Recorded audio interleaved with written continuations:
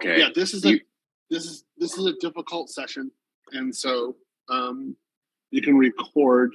You can't record on Zoom, so I don't give you the functionality for that one. But you can record if you have something like a recording system at your house. Okay. Oh, that's what it is. Because whenever I was gonna set that up, but then because I have the Zoom Pro thing or whatever, the paid subscription, because there's a couple guys in here, we do the homeworks together and stuff. We don't want to be timed out. And so I saw on there, if you have that feature, then you can ask the host to give you permission individually. So I'm saying that to no problem. If you do it individual, ask me to do it, I'll do it. Okay, yeah, I'm requesting that for myself. Okay. Can I do it in my phone hanging in this thing? No. Who has phone? No. Me. No. Oh God.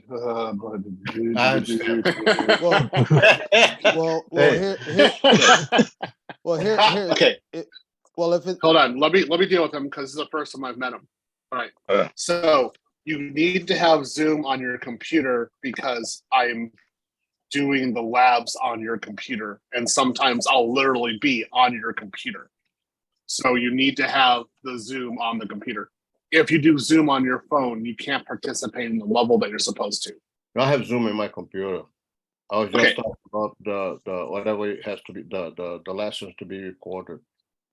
Yeah, just listen in for now because this is going to be a little difficult. I want you to be able to go along with what I'm doing. Good. Let me think here. So, where's my passwords? Okay, there we go. Oh, there it is. Okay. So that one. Copy password. Paste it. Oh no, does that one work? Oh, that one does work. Okay, good. All right.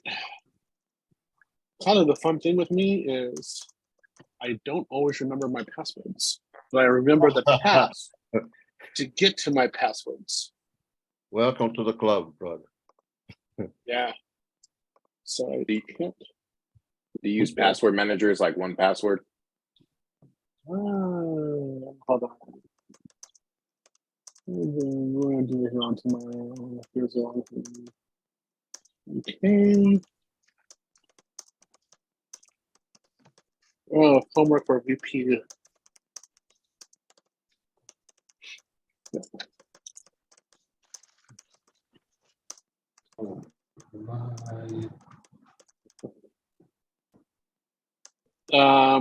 Okay. Well, Chrome's working. Wow. Amazing. Okay.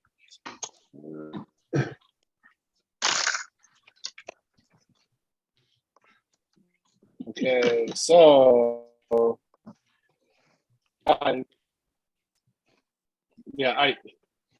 come on, computer. See, this is why getting only 4 gigs of memory. I got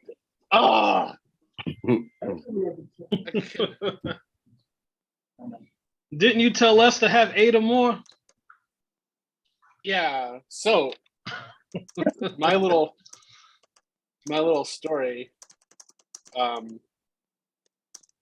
Okay, so my MacBook Pro I have in 2008. It had 16 gigs of memory, and then right before I went to Kiev, around that time it started dying. MacBook Pro sometimes die. So I had to buy another one quickly. So it was it was COVID, and I could pick up this one immediately. So I did. So it's M1 chip and 4 gigs of memory. And I knew the 4 gigs of memory was going to be a problem, but I couldn't get 8 gigs. This 4 it was like 4 or nothing. So I got the 4 gigs. Then I didn't buy another one because I'm waiting for the M2 Fusion chip, like the super one. And so I can't upgrade the memory on this one, and I am just Can you upgrade the memory? Are Apple machines modular like that to where you can replace RAM and shit, or is it all embedded? No, you can't. You can if you're like a real professional and know how to do it on the hardware. You have somebody like normal people can't do it anymore. It's just not going to happen. So you got solder the RAM I under think there. so. You'll be violating like warranties and shit, opening those things up. I figure so. By the way, They want you to send them shit to text. Yeah, exactly. So it's basically made in a way now that you can't do your own work. So you can only do it on the Mac Pro. So the tower, on that one, you can do all your module work that you would want to do there as well. But yeah, that sucks. the ones that do, well, it kind of makes sense in a way. Yeah. I mean, from a business standpoint, because they're gonna make sure they get their money for sure. But it reduces the cost.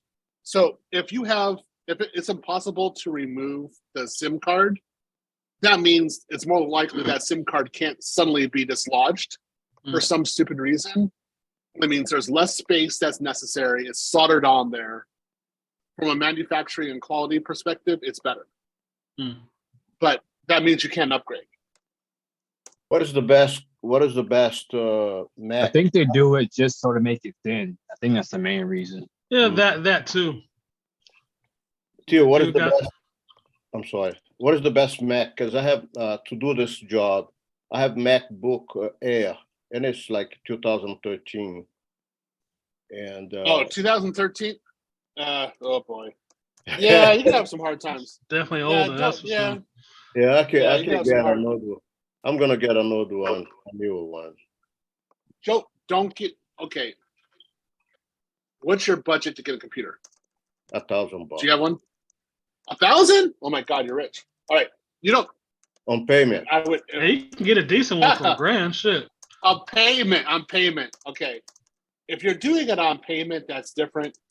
If you're doing it with cash, I would say go to Best Buy and just get a normal Windows machine under $400 with at least 8 gigs of memory. The thing is, you want 8 gigs. It's the number one thing. So what would I do if I want a Linux box? A laptop. Okay, so if you're smart enough to know how to do the install, then you just go to eBay and you look for an empty shelf. So you're looking for like a laptop with no OS installed that just has a CPU and memory. And you're looking the fastest CPU with a minimum of 8 gigs of memory. You want fast CPU, 8 gigs of memory minimum, hopefully 16 for the lowest price possible. Then you get it. Then you go ahead and get your Ubuntu. Either you get a DVD and install it from there, or you get a USB and you install it from your USB and actually then put it onto your hard drive. You can do that if you're smart and you know how to do it on eBay. You can get that all done for under $300. Wow. I mean, you can get a 17-inch stream. If it helps you, man, I got mine on Craigslist for like $20, and I'm using Linux. Yeah. That's one of the best things you can do, guys. Is just do it that way. Hold on. So you have been in my beloved Kiev, huh? What? You have been in my beloved Kiev. I lived there in 2019. In Kiev? Yeah. In between Yeah. I was September in- and November. I was in Kiev last year, all of January, basically. Yeah, And I knew the war was going to happen, so Mm. that's why I didn't go back. So I was in Sao Paulo last year at this time. Beautiful people. Matter of fact, speaking of Ukraine, I don't know if any of y'all followed Coach Red Pill. Any idea what happened to him? Did he make it out of there all right? Because I know they was trying to get him out there. I hope he got bombed. I was not happy with Coach Red Pill at all. That guy is annoying. with the stuff. So I like what he says about Red Pill, but the stuff he said about Russia being correct Mhm. and Putin being correct, I was like, oh, get a cruise missile, shove it up his ass. He's a traitor. Yeah. And so he's not on there anymore. I'm like, hope somebody shot you. Okay. I think everybody who needs to get in is actually in. Okay. So anyway, I think Chrome can go down. I think that's everybody. All right. So this, every time that I teach the class, this class, when I give the Zoom link directly to the students, tends to be the most logistically difficult one. But remember, you do have now the Zoom link for 9 more sessions for 9 more weeks, both Tuesday and Sunday. I had everything prepared for you in one link. So all you have to do is show up. It's going to be pretty easy to do this. Now, oh boy, let me think. Again, today is the victory day of the Manosphere. So I'm not, I would take the day off to celebrate, but in one way it's even better that we're together and we're studying aid in the US, because it just gives even more death and destruction to the feminists and the simps out there. Yes, sir. I was talking to some of my other students, and they said, kind of funny, they said, Theo, you're dangerous. You're like really dangerous. And I was like, why? Because you're not teaching black men to be high value and then date in the United States. You're teaching them to be high value and then leave the freaking country. Like, you give no chance for the women. So they're going to see these guys who are transformed, making money and leaving. Yes. And Hate the fucking world, basically. Yes. Yeah. And it's gonna be utter absolute destruction to these guys, to these women. And I said, yeah, that's right. That's exactly what I'm here to do. You're not leading the lamb to the slaughter. No, I'm not at all. But apparently some people just don't seem to understand that women made their choice. I don't know what they're talking about. Like, this is what they chose. So they don't want us, you just leave. What you want to do? Yeah, it's a buyer's market. Simple as that. I mean, This, they want to censor They why ain't got the product that's wanted, then degree. Right. I may be the younger one in this group. So Theo is right regard the woman. And I'm telling you, don't go to Brazil and do the same shit. Okay? Because the ideology of marketing, advertising has also encompassed the Brazilian woman mind. It's still some family-oriented woman up there. But guys, I have been in Kiev or Ukraine, Estonia. I'm going back to Estonia, Finland, all those areas in Eastern Europe, Holland, Bucharest. You know what I mean? You black men's younger. Oh man, awesome. Have so much. And that's why I'm asking which computer, because I'm out of here. You know, as soon as I learn this thing and I can work, I'm out of here. good things I would say about about regarding Brazilian women, yeah, do keep your eyes open. In the big cities, there are more feminists there.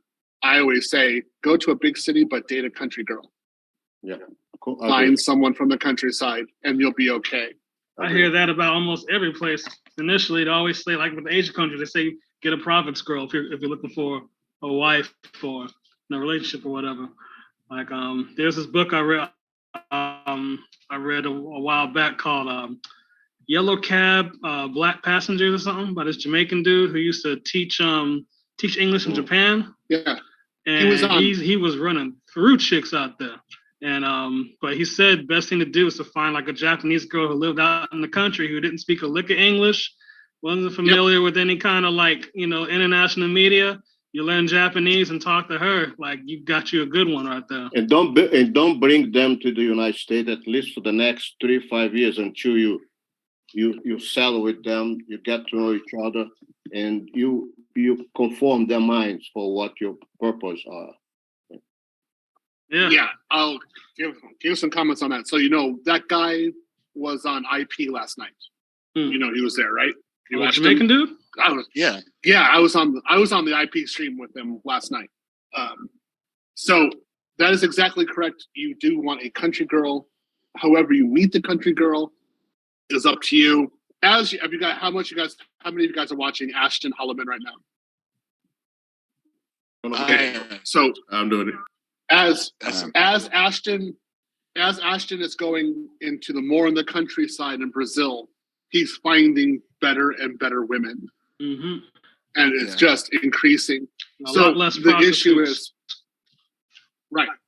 So yes, of course, if you can go to the countryside. The issue is for you, it's more difficult for you to go to the countryside because if you don't speak the language, or the American embassy is further away, if you're in trouble, you have different problems. If you have an internet problem, then you can't work. So it's a cash flow issue, kind of a catch-22. So you're trying to do the best you can. My words about bringing her over to the United States. I've told you guys before, I'll say it again. You need to be making over $200,000 a year before you start doing the passport pro thing, if you're going to be serious. You need to be able to provide the same level of life that you have abroad, the same level of life that she has abroad, you need to be able to provide in the United States. It can't be that different between the two. Mm-hmm. Anyway, why wouldn't you want to go for $200,000 a year if you can get it? And you guys can definitely get it. So do that. As the gentleman was stating, make sure you have your frame. Make sure she's on your program. You have to do red pill. You cannot. I see guys doing this. They say they don't want to drop the red pill. They go abroad and do blue pill abroad. They get destroyed. You will get destroyed doing blue pill abroad. It happened to me. I already had that experience. Like Drake said, don't do it. Please don't do it. That's definitely a Drake line. I was gonna say one thing that I agree is that it's important also to learn the language because you're gonna get ripped off more if you don't speak the language. Like you'll go places, the taxi dudes will rip you off. Everyone will rip you off especially if they know you don't speak the language. So that's. On the language quickly, I have been learning Estonia for a while. And it's not my concept, but there is a college and a university in California that I found out 3 years ago that there is a system that helps you to acquire, not learn, acquire the same system that the CIA, FBI, and so forth, NSA use, acquire a language in 1 year. Yes.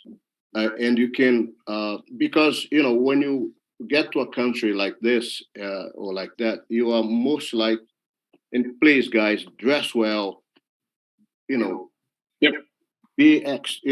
Don't go out like a trash in those countries. Yep. Dress to the T. Dress, it's awesome. But anyway, so you can acquire the language. It is interesting how you do that, and very easy. I speak 4 languages and write in 4 languages, but there is a way I can send. I'm going to send the information on the Facebook for everyone who want to learn any language in 1 year. Okay. I heard good things about Estonia. Beautiful. I think one master teacher talked about that spot. Beautiful. Yeah, Estonian is good. It's actually a very beautiful language. Estonian women are very good as well. So, just again, part of my backstory before I continue on. You guys know I'm biracial, so I have a black and a white side. My white side is Russian immigrants. Mm. And they were immigrants not only from Russia itself, but also from the Baltics. Mm. So in my family, I grew up listening to Russian, Lithuanian, Latvian, and Estonian. Mm. They were just inside the house. I picked up on Russian more than the other three. Now, of course, we said we are the family members, right, on the white side. And I knew, of course, that the Baltic girls were beautiful. I could tell that because I could tell what was in my family. And then I was going to other communities and, oh yeah, Lithuanian girls are hot. There's some hot ones out there. Yeah. So there, I'm just gonna say, yeah, that's definitely there. Again, part of the family for me. This is for his wife. Yeah, it's kind of like that. So I let them go though. I mean, I don't know. Anyway, I think it's part of the attraction or draw I have more towards Ukraine because I'm still going towards Ukraine right now than Brazil. But oh well. I guess like I told Angelica, my favorite situation would be to have Ukrainian wife but live in Brazil. Mm. That's a great idea too. Right? Yeah, because then it's Great idea. wonderful weather, wonderful food. You get They out of love the it. communist system. Yeah. Mhm. So anyway, we're doing well. Okay, let me go ahead and open up my AWS. Okay, so homework was, of course, painfully difficult. I'm glad you guys all did it. Hopefully everybody is in. Wait a little bit more. It was This- super the easy. PBS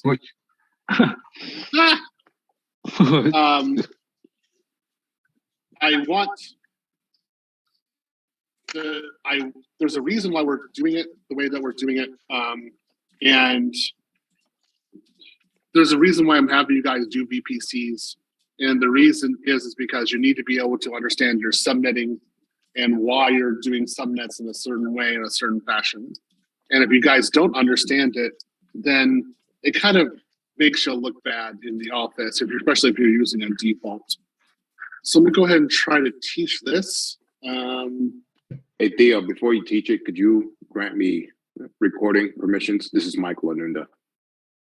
Go ahead, make a request. It should pop Okay, up let for me me. see. Let me go under. It'll be my first time. Zoom US, schedule meetings, switch, hang on. Shit, how do I do it? Yeah, that's one of my questions too. I request the same on my Zoom if you don't mind. You have to have the professional license in order to do it. Oh, okay. Yeah. So if he has the professional, I don't have the professional. Well, I just like to say one thing. yeah. This is LJ. So I hit a couple of the Yeah. brothers on, and I'm recording with OBS. So I told them, just hit me. You'll see LJ, and I'll send it to you afterwards. Just hit me in my Facebook. Just hit me, and I'll send you my Facebook link, and I'll send you the OBS. So 4 of you already done it. I sent you, user, a little inside chat to Good. say hit The me. man, LJ. So Michael, just send it to me. No problem, and I'll send you the link right now. Anybody who needs it, I'm recording. I recorded the one from Tuesday as well, so I'll have both. All right. I want to You're the man, LJ. thank you, Jay. How we do that to send to you whatever? Well, the link. So, I sent it to you in the chat, user. I sent it to you in the Okay. chat. If you read the chat, I sent you a chat. But anyone who sent it to me, and I'll put it up for everyone, so no big deal. I'll do it right now. Thank you so much. You got it. thank you. Yeah, because I recognize I don't have professional, so that was a lifesaver, man. Appreciate it. Okay, good. All right, let's go ahead and start. Let's go ahead and save this here. This class will be a little bit different in that I'll probably be doing a lot more Derek Jackson jabs while I'm doing this. I hated Derek Jackson when he was talking that crap. I was looking at it, I was like, you sell out. I knew Like, that really, nigga I was hate- hustling from the jump. He was hustling, man. We can tell. I mean, I hate wasn't you. I wasn't even hating on the hustle. I was just mad that I'm not ruthless enough to do it my damn self. But I'm thinking about getting into a side gig on selling eyelashes. Shit, these bitches out here making a lot of money. There's a lot of, I'm telling you, man. They don't listen to us on not wearing them shit, so you might as well make money off them hoes. Shit. Green umbrellas. And Brazilian wig. too. Yep, yaki weave and eyelashes. All right, guys. Okay. This is okay. All right. So we're gonna start first. You guys all did the homework, so we're doing this again. This is guys who have been here on Tuesday. Good. And start from the beginning as well. Start teaching us from the beginning, basic idea. So right here we have the VPC. We have a default VPC, and your default VPC has this CIDR range. Almost all. Oh goodness gracious! Okay, here. This is the IP range of your VPC, of your default VPC. Almost all of your default VPCs have this same CIDR range. I'm pretty sure about. Maybe there's one that has a different one, but I don't think I've seen one. So if you see a 172.31, you know that's going to be our default. Now, as I've stated before, do not touch the default settings. Do not touch the default. In particular, do not touch your default VPC, because you can make it impossible for you to actually access your region. Now, if you know anything about networking and the big values in networking, this is some we have considered what's considered to be big private subnets in networking. The private subnets in networking are 10.000, 132. It's actually 32, but we can do 31. .00, and then 192.168.0.0. This would be a /24. And this is going to be a /8, and the 172 is a /16. The 10 is what we call a class A. The 172 is what we call a class B, and the 192 is what we call a class C. You don't need to know about the classes right now. That's just to get things working and up to par. That's really too much to know. What you do need to know a little bit are these subnets right here, these values. These values are the typical values that we use in order to do configuration with these networks. The way we do private subnets in AWS is 10.0.0/16. And then we can also use this subnet as well. So these are your typical two. Go ahead and put this in 96. These are your typical two that you're going to be using for your subnets, for your private subnets. As your network and your subnet within AWS. Typically, this is the way it works. Your VPC is always going to be 10. It's going to start with 10. It's going to have a /16. And your subnets.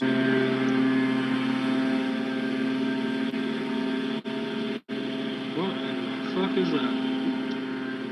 Julian? There you go. Okay. Sorry about that. I thought it was muted. Your subnets are always going to have a value of 192.168.00/24. Now you have your default. I'm going to go back again to your default. This is default. Your default you have is 172.31. You do not use your default, okay? You do not use your default. You're going to make a new one. If you say, for example, you go to a different region, and you're saying, I see 172, I see 172. Duh, because you have a default in every single region. So just get used to it. You're always going to see a default. I'm going to show it to you right now. So here is Oregon. as the default 172.31. I'm going to go to Tokyo.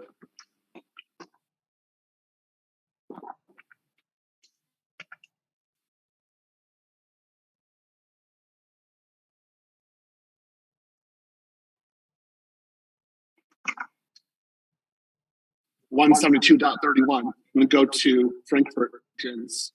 Sorry, default values for the regions. You do not touch these at all, because this makes it easier for you to get into those regions. Remember the rules about default. Do not touch your default values or I will touch you. Okay? You really don't want that. Or Chewbacca, that's right. Yeah, Tuesday night was kind of fun. I remember that.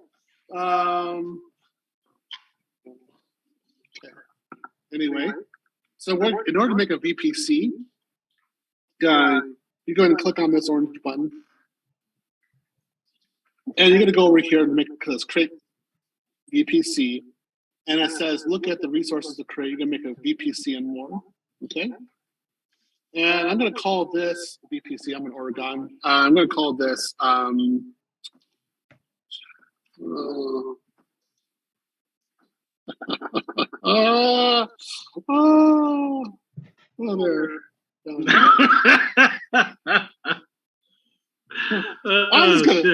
gonna keep on going with this today. I'm gonna have fun.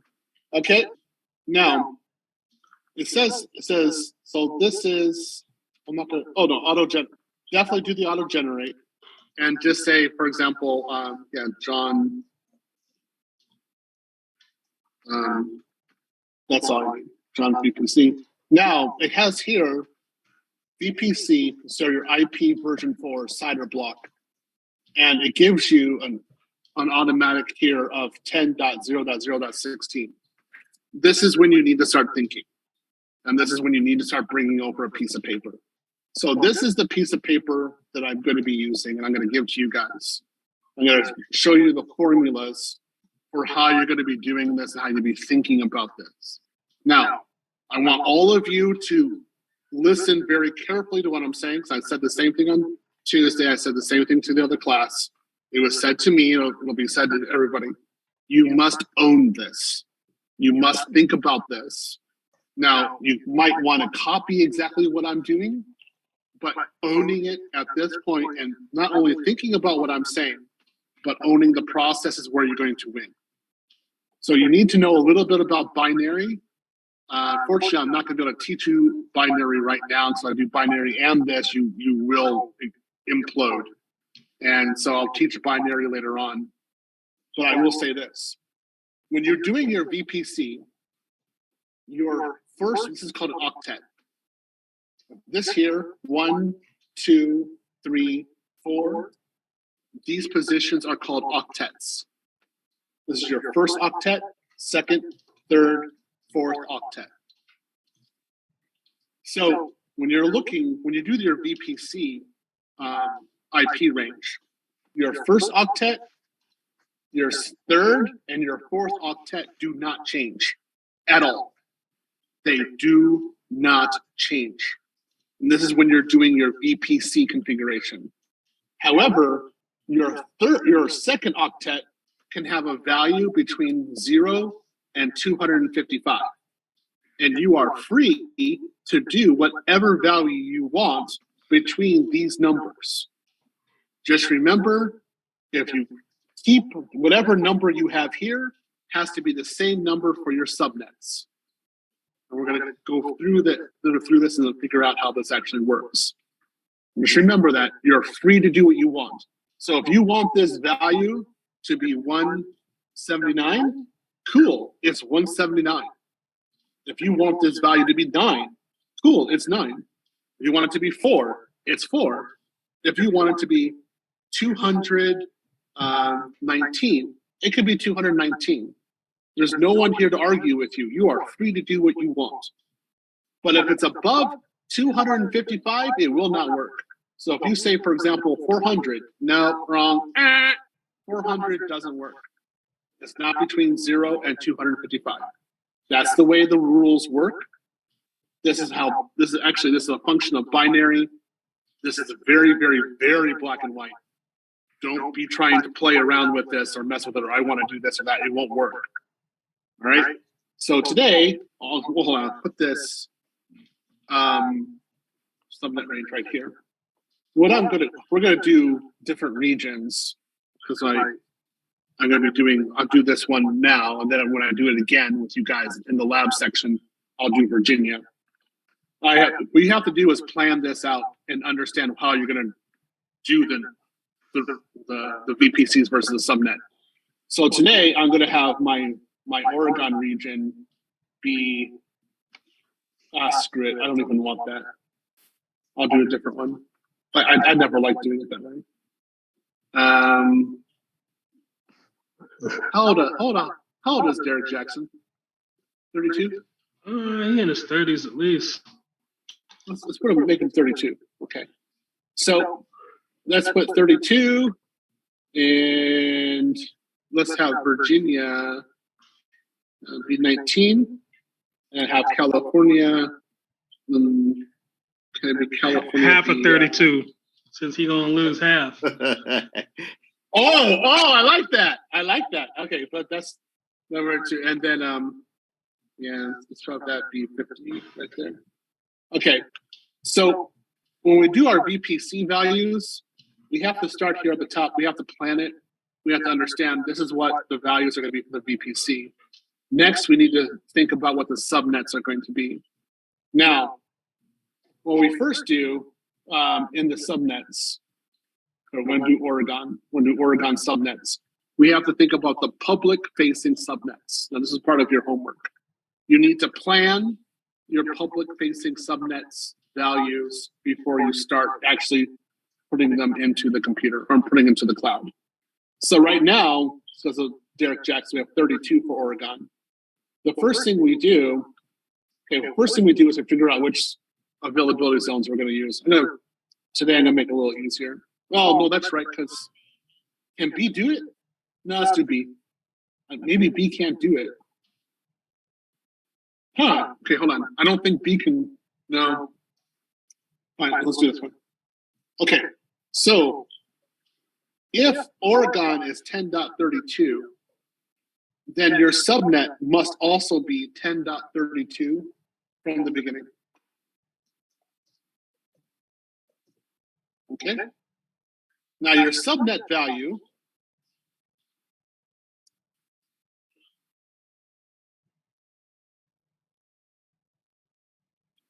equals your VPC value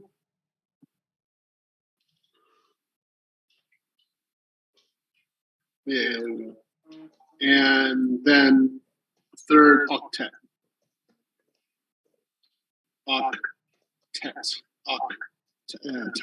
Okay, so let me put this through here. If you have this right here, okay, if you're doing a subnet, the first thing you do when you do a subnet is you change the 16 to 24. Okay, then you have this, for example, 10.32, that cannot change because that's the VPC identifier. So this is impossible to change for you. But this value, 0 through 255, this can change. So for the subnet, you're going to change the value in the third octet. Again, your first and second octets cannot change. Don't even try. You have to change the subnet to 24, and then your value between, in your third octet, your value can change between 0 and 255 as you want. Typically speaking, because I started, one of the things I specialized before I did security was network engineering, network design, is usually they have a way of, the company already has a way of designing these subnets, or they have a philosophy about how this should be done. I also have my own philosophy. That's why I'm using while I talk to you guys now. What I typically say is this: in your public availability, your public areas, things that's going to the internet, things that's accessible from Russia, things like that, you want to have a low number. So this is why I have here 0, 2, 3. And that's for a public subnet. So what I do here, I say, is a public, this is gonna be for load balancers, which we'll do later on. And we have availability zones A, B, and C. And then we can only have one number per, one subnet per availability zone. So that means 1, 2, and 3. And what we're doing here is, the way I'm making this into a matrix. A is 1, B is 2, and C is 3. Now I'm going to go to the next one. I'm going to go ahead and copy this again. The VPC cannot be changed. It must be included in every single subnet. So the next subnet I have is a private subnet, and it's going to be for the front end EC2s. And we have here again, we have 3 availability zones. So A, B, C. And I have here, 24 is here, but I have a 0 here, so I got to get rid of that 0. So I'm going to go.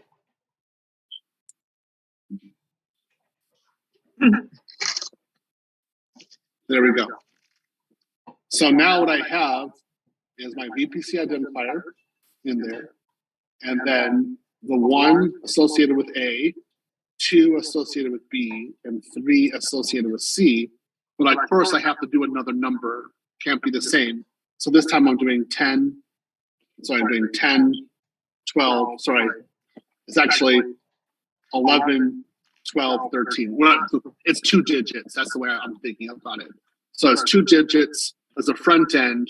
It's actually showing me that the reason I'm doing this as this 10 subnet is basically showing that this is very close to the internet.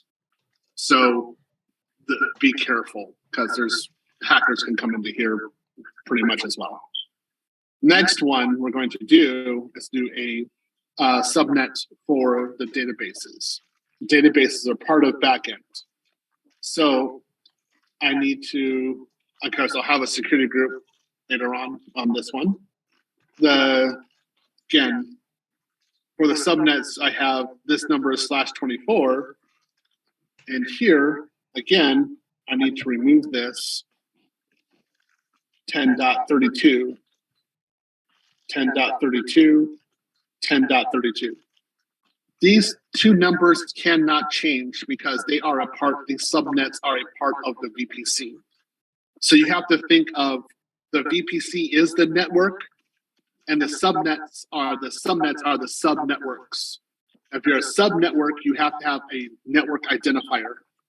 And that's what the first 2 octets are that give you the network identifier. Now, the way I did it here again is A equals 1, B equals 2, and C equals 3. See how it works? And so in this case, I write this all out first so that I can understand quickly why I'm doing certain numbering schemes. What's the purpose of doing certain numbering schemes? And what the value is. Now, you might ask, for example, which is legitimate, is why do you do, for example, why don't I just do number 4?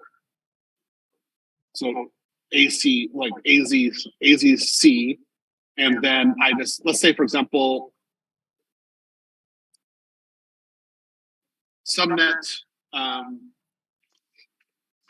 32.4.0/24.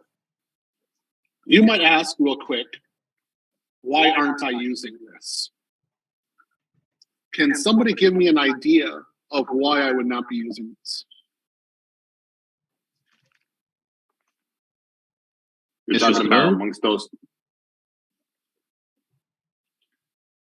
No, you reserved it for all the 10s for that of that type of what is it? What was Scroll up. Is it because it's out of state? Oh, for public subnets, you want them all in single digits. Mhm. Yes, that's one thing. Okay, that's good. You paid attention to that. So public subnets, I want them to be in digits. I do want to state, logically speaking, you could have this front end, you could have it be 04. If you wanted to, you could actually do it. So why am I not doing it? Part of the reason why I'm not doing it is I'm reserving it for future growth. So AZD, there's a D availability zone there. Sorry, hold on. Did I just screw up?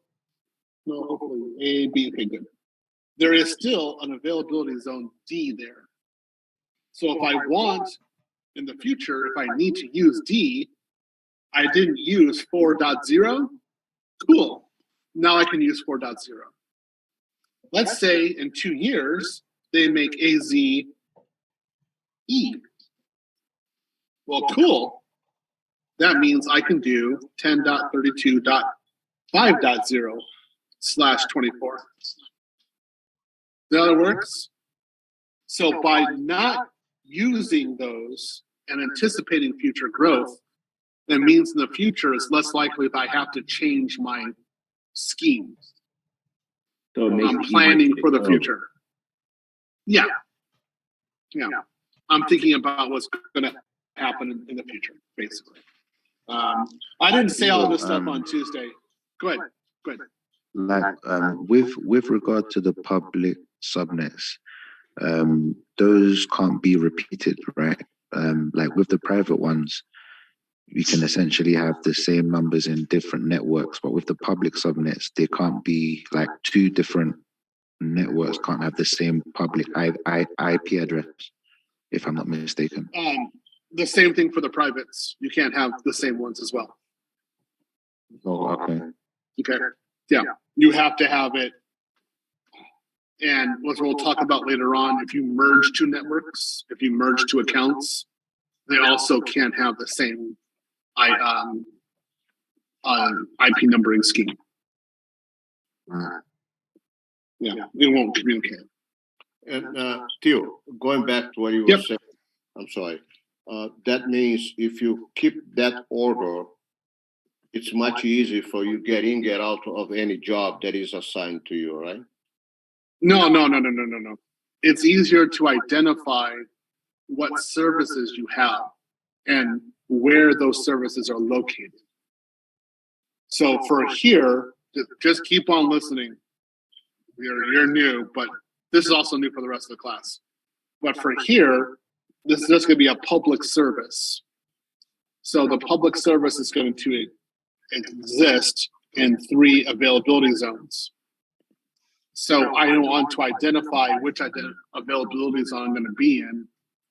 And if I know that I have, for example, 10.32.1.0, if I have my scheme correct, then I know real quickly 32 equals Oregon, 1 equals A, and because it's under 10, this is public subnet.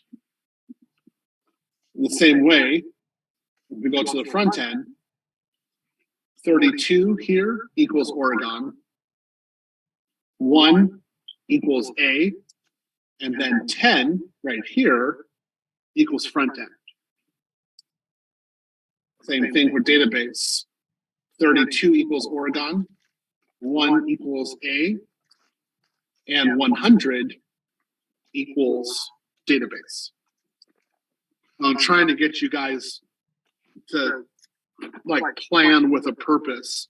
If you guys don't get this all immediately, if this is weird to you, don't worry. It was weird to me too.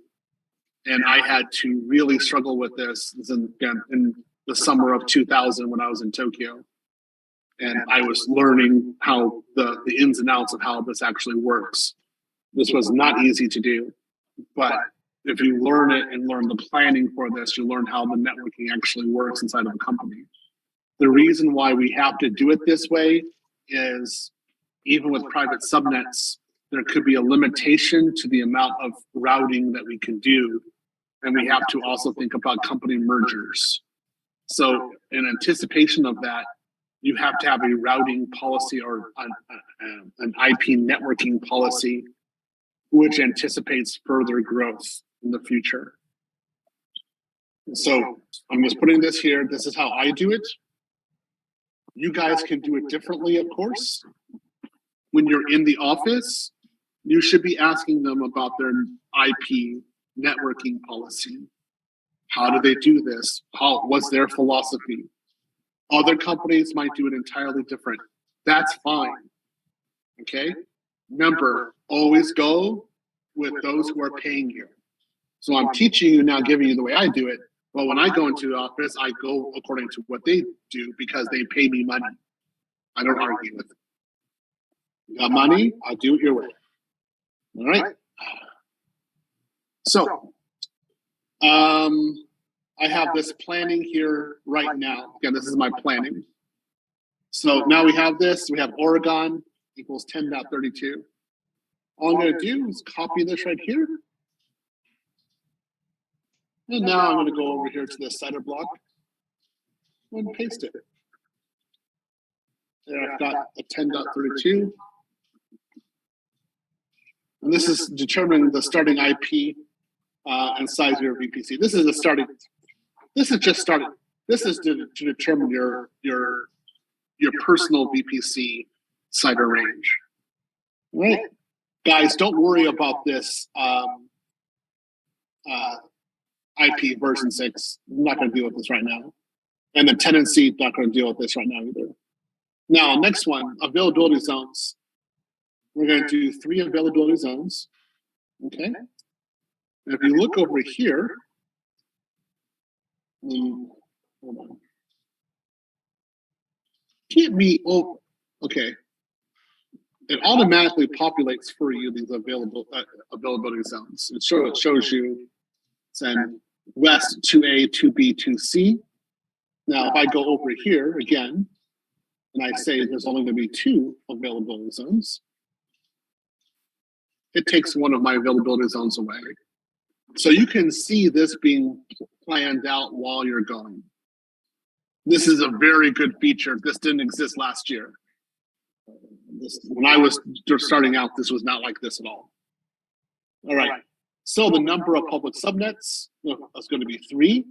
You have to have 1 public subnet per availability zone. That's a test question. Remember, make sure you remember this.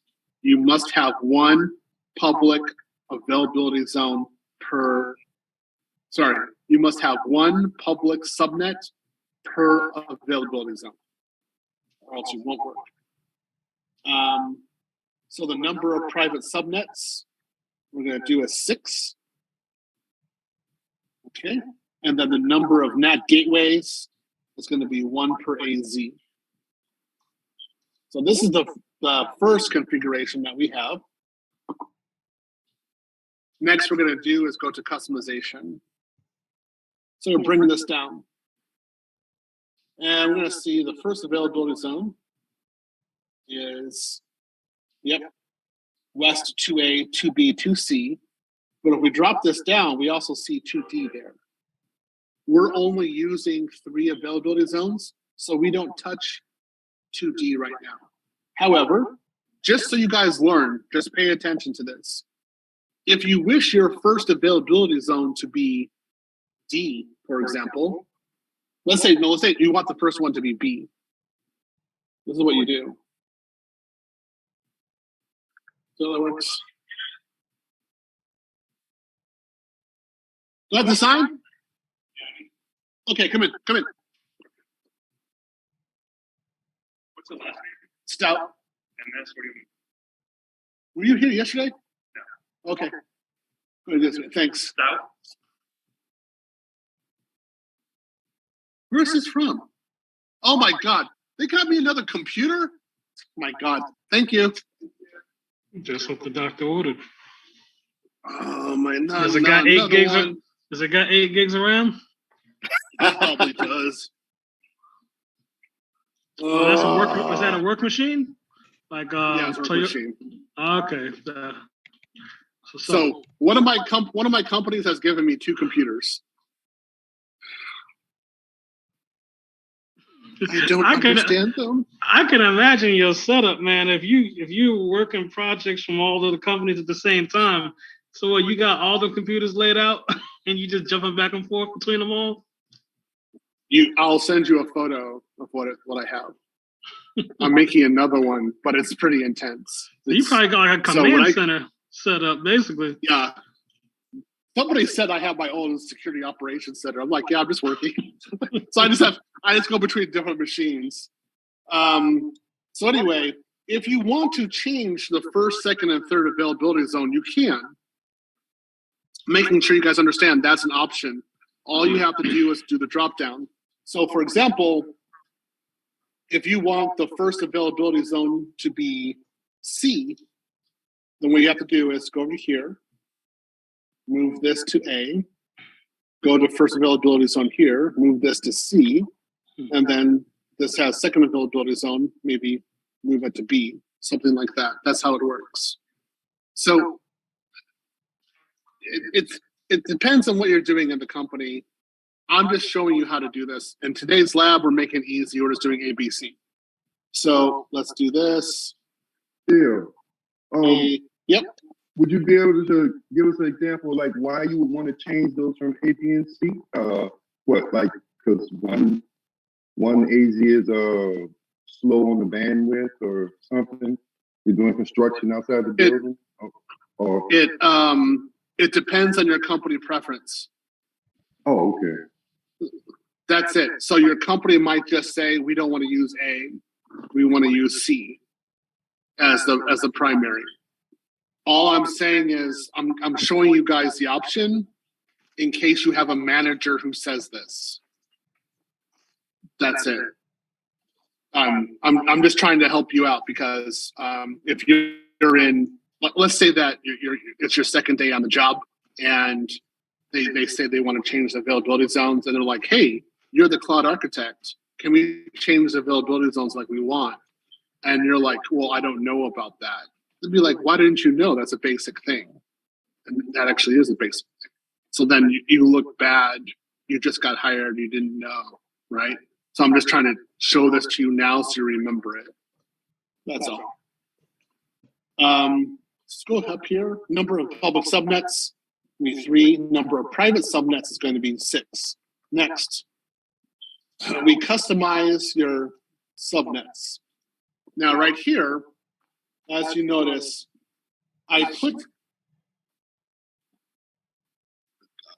okay, so, and we have here, we have IP version 4 CIDR block. It was 1032.00, right? I put that in there. Automatically, the system here in AWS changed the default values to 10.32 and then did 0. And then the third octet, it changed also. You guys don't know binary. There's reasons why it's 0, 16, 32. Okay, there's reasons for this. I'm not going to go into it. But the big thing here is a /20. This is incredibly wasteful. This is horrible. And anyone who does networking would say, like, what the hell is going on here? Why would you have a /20 for your subnet? That makes no sense. That's cuckoo. So, of course, you being the professional guy who took Theo's class, you already have a way of being more responsible with your subnets than the system is. So we have here public, public, public. Whoop, hold on. Public, public, public, public. The first 3 are public. Okay. And we have here A, B, C. I'm going to go right over here. Public. A. Question. Yep. Is the first subnet because it has, oh, never mind, you changed it. I thought the 0 go meant it was a default. Like, what does it mean if it has the 2 zeros? Like the 0.0? That means you're talking about a VPC. Oh, okay. You're not talking about subnet. Would it still work? Or would it have No, to be a number? no. That number's a sub. The subs change the third octet. The network changes the second octet. So the way that you identify your network is through the first two. So the way you identify the third, which is the sub network, is you change the first. Oh, You can't change the first two and then get a subnet. It won't work. It just doesn't work. Hey Theo, how'd you get yours to auto-populate like that? The system auto-populates here automatically. So mine still says 10.0.00. That's because you didn't change it. So I missed a step up top. Yeah, you saw. Remember, the first thing I did was copy. The first thing I did was I come over here to Oregon. I copied it over to here.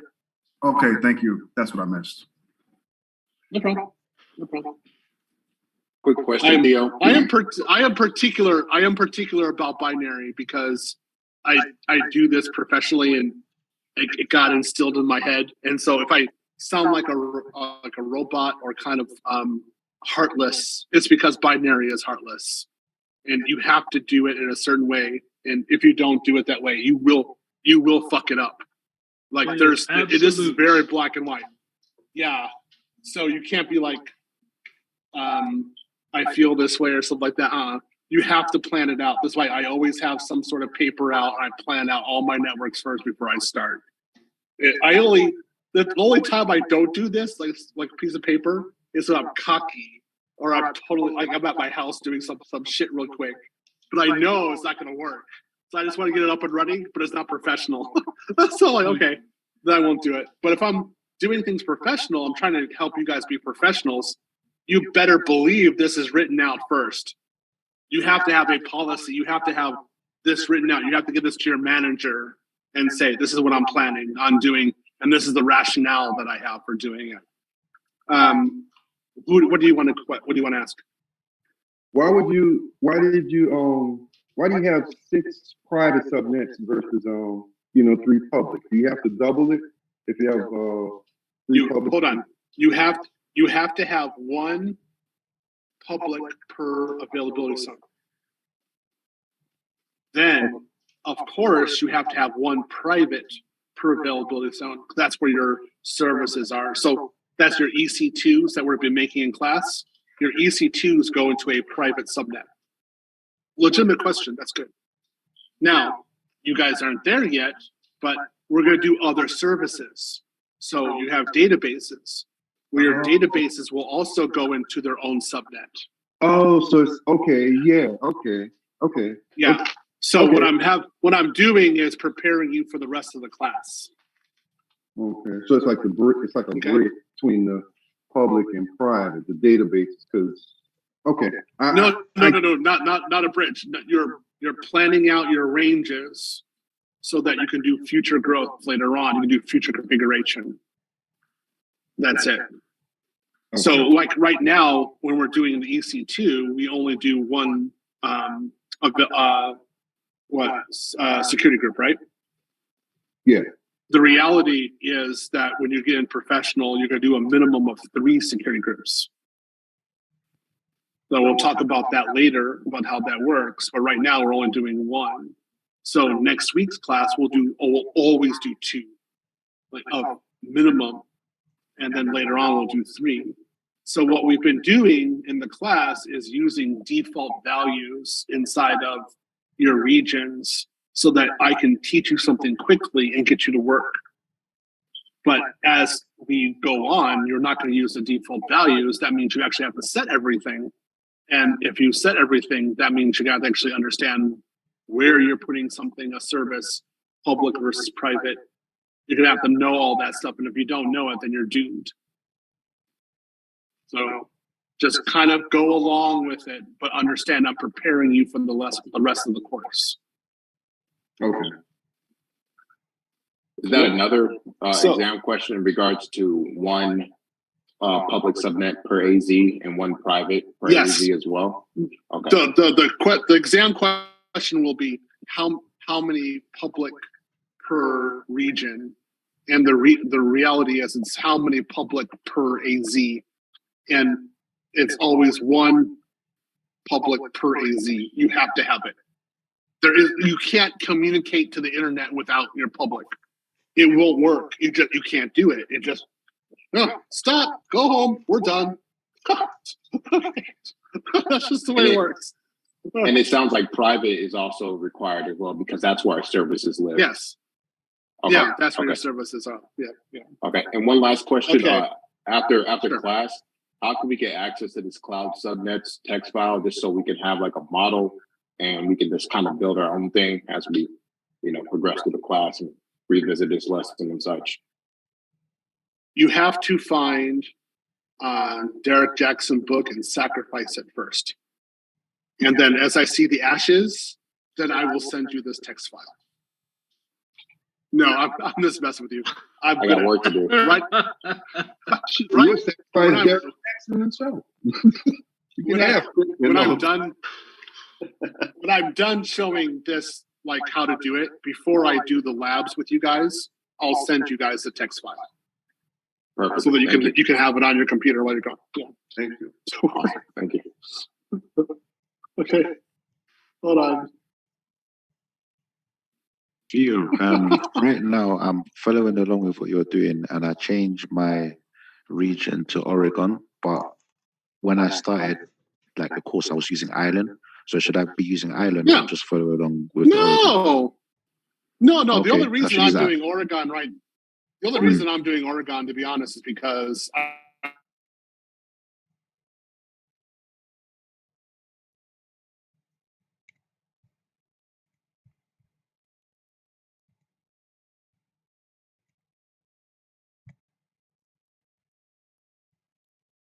have this set up, and I Right. use Oregon on Sydney, something like that, right? Last year I was doing Sao Paulo. So do what you want. Don't. This is what you take the ownership. You say what region.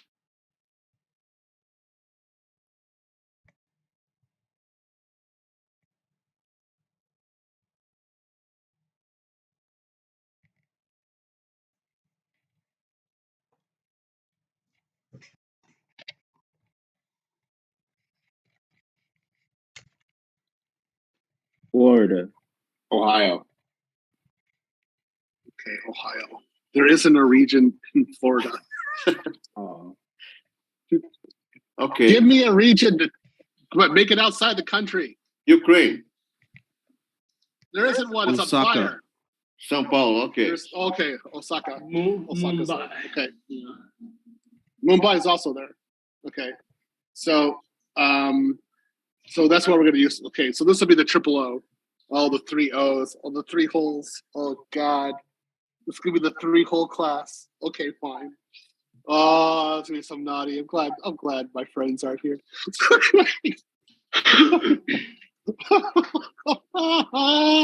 All right.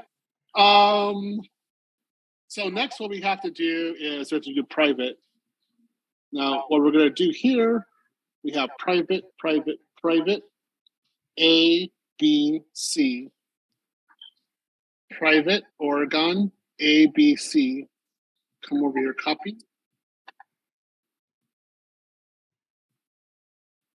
Did I get that right?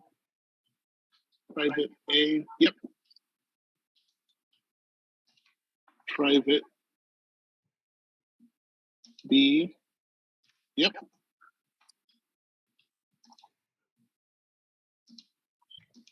Private C, yep. Now I want you to understand, the reason why I'm doing this is so that you don't get lost and you know what you're doing. So even when I was copying and pasting, I was like, did I copy and paste the right value? And the only thing I did is I went A, private, and then I looked, does it have a 1? Yes. And then it has 10 value there. I know that I'm in the right place. I know I copied and pasted correctly. The same thing for B. I looked at here. 2B. Oh, there's a 2 there. Okay. Private. Yep, I did it right. So you want to plan this out correctly, because if you don't plan this out, it is so easy to make mistakes. I'm just telling you, I'm not trying to be facetious or anything, but this is a mistake-prone configuration. Like, you could, man, the amount of heartache you can have from here, just massive. Next one, databases. Again, 1A private. Okay.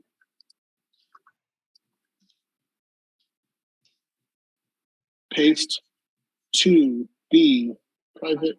Yep. I literally do this every single time I do this. I make sure I paste correctly. C3 private. Yep, correct. Now I know that I have everything pasted in correctly.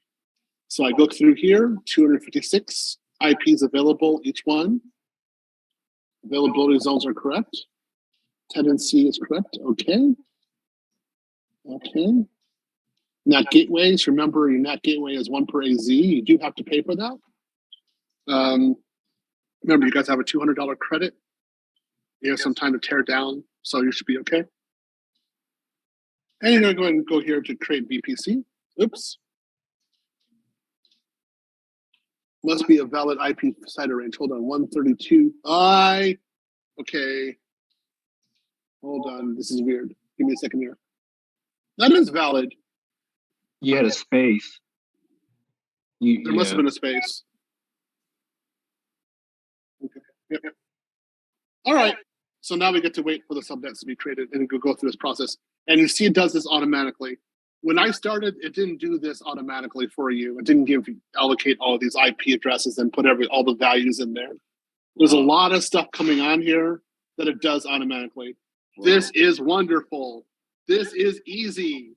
Simple, simple, simple, simple. So easy. I had it so hard when I was doing this stuff in the beginning. So you said that the NAT gateway is free? Not free. You have to pay for it. How much is it? You have to pay for it. No, don't worry about it now. We're doing labs. We'll tear it down. It's not like $500 an hour. Don't worry. You can go look it up. You can go on AWS and go look it up, but there is a charge. So we're going to tear it down, hopefully very quickly, so you don't have to get a charge for it.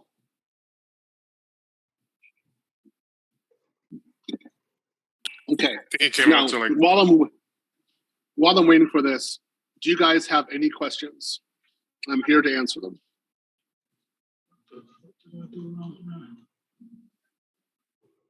We good? Question. Oh no, mine's just not going to the next screen. Can you go more in depth on how that the standard for companies is 3 security groups that you have to manage? Basically. Your company will go through that with you. They're the ones who will tell to you. You don't know what that's going to be until you get there. Okay. That's like saying every woman's the same. Like every woman's body is the same. No, not really. I mean, there's a lot of them are pretty much in the same area, but there's enough variation you have to pay attention to her.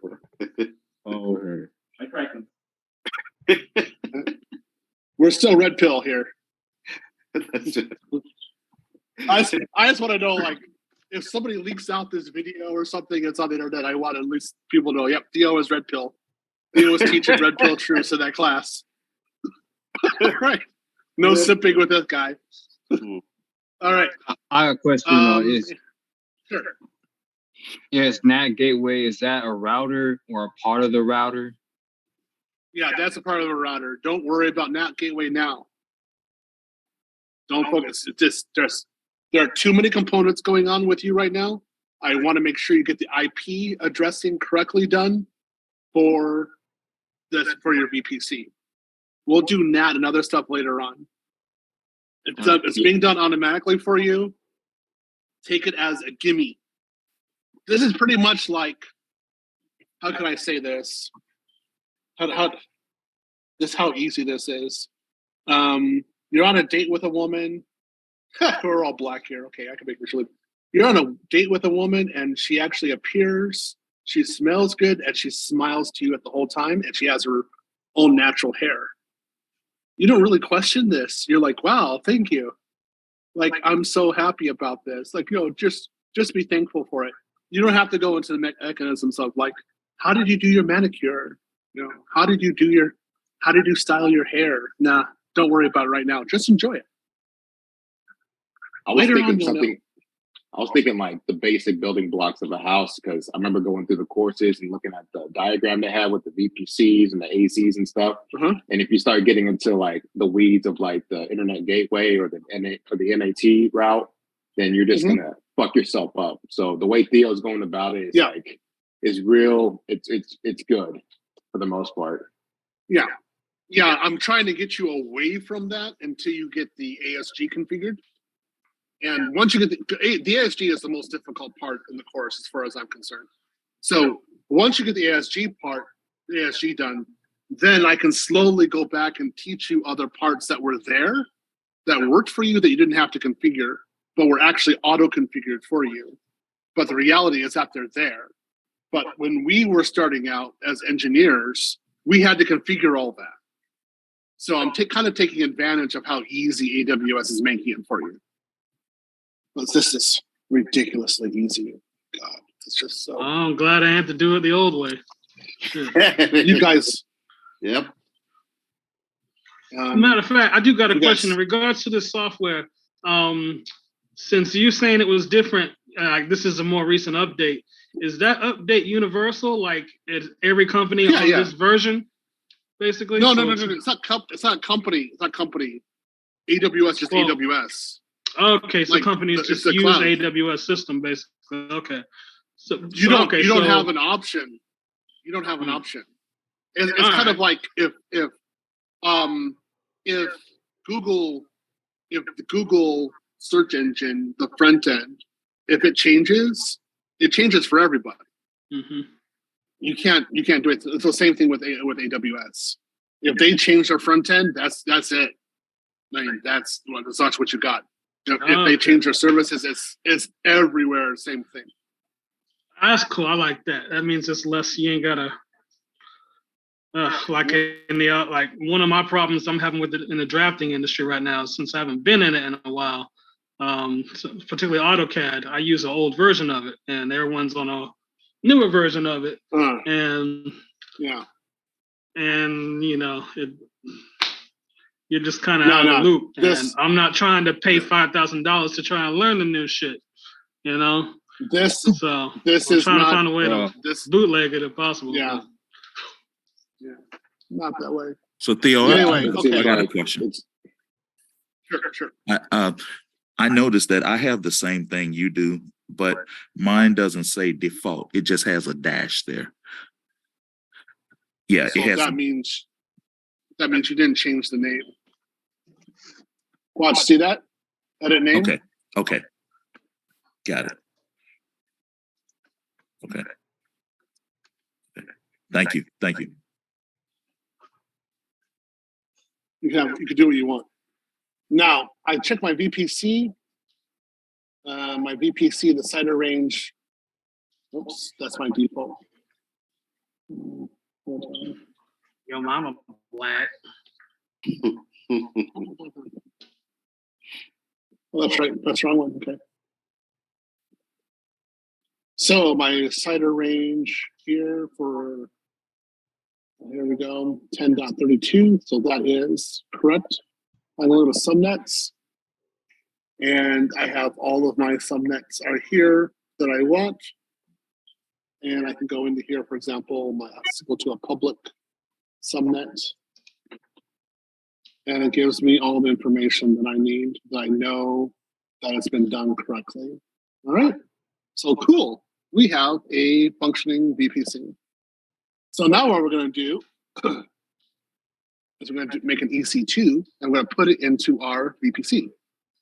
First thing we do, if we need to do an EC2, is make a security group. So let's go to security group. Okay, create security group. We'll call this cheater. Just fell for that. All right.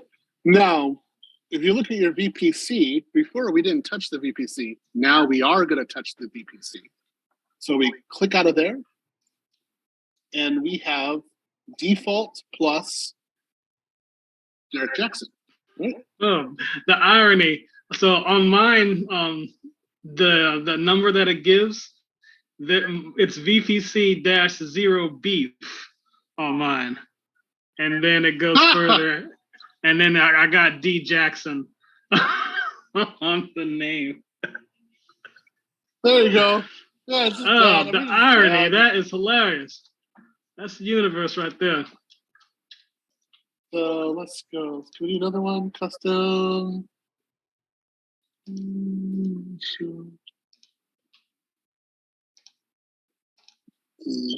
Okay, so anyway, we got let's go and delete that. So we're making it easy. There we go with those two. Where's my? This happened last week. I have to look at my script. Where's my script? Give me a second, guys. There it is. This is gonna get me kicked out of Theo's class, but who's Derek Jackson? Is that the basketball player? Nah. He's Who said that? Who said that? Michael, you can kick me out the class, Theo. It's okay. I knew I was I'm not gonna kick you out of the class. You're like showing up. Who said that? Beast Five. Who said that? I got him. Show. I got him. Okay. I'm not gonna kick you out of the class for that, but Derek Jackson is someone who's given us a lot of pain and suffering in the manosphere for a long time. He helps with brainwashing the bitches. Thank Wait, you. is he that Yes, black? Is he that black dude that sits in the car and like advocates for women and shit? Yes. Yeah. Oh, yes. okay. I've seen him on Facebook. Okay. I know. And the one that got he got caught cheating on his wife a year or he so did? ago. Really? Yeah. Yeah. And he lost a lot of revenue for that shit, but then he's been trying to bounce back, and now this shit happened. That is funny as hell. See, I wanted to get in on the joke. I was like, bro, I got to get in on this. I don't know what the fuck they're saying, but it makes sense now. Yeah, that guy was a fucking squeaker, man. Hell no. He's hustling. He don't believe half the shit he was preaching. This nigga was like the one of the chicks that called him out once he got exposed or whatever. Pointed out that half of the time he was doing his videos, particularly he was sitting in his car outside in front of his own house, and then there are times he had bitches in the car in front of his own house too. No, he was sitting outside of the house of the woman he was cheating with, the doctor. Yeah. That is fucking funny, man. That's hilarious. All right, guys, go to the next part. Remember, in the security rules, okay, we make a security group. Your outbound rules you do not touch. Mm-hmm. Tags, take tags. Owner.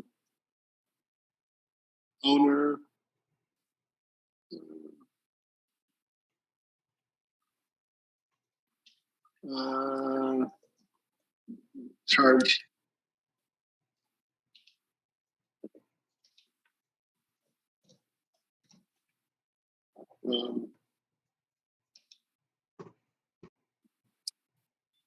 Okay, so remember your tags, you can assign any value that you want with your tags. I'm just making jokes through here.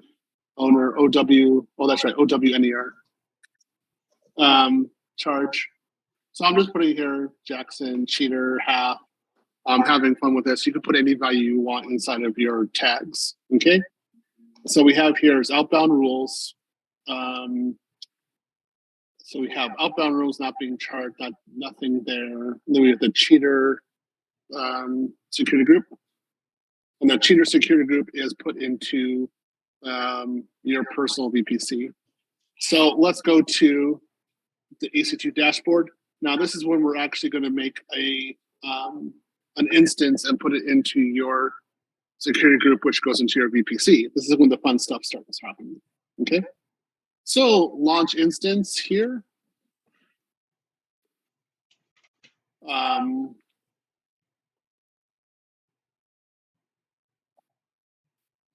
Cheating EC2. That's the name. We have here Amazon Linux. Then we have, again, free tier eligible Amazon Linux 2. Instance type T2 micro, free tier. Create a new key pair.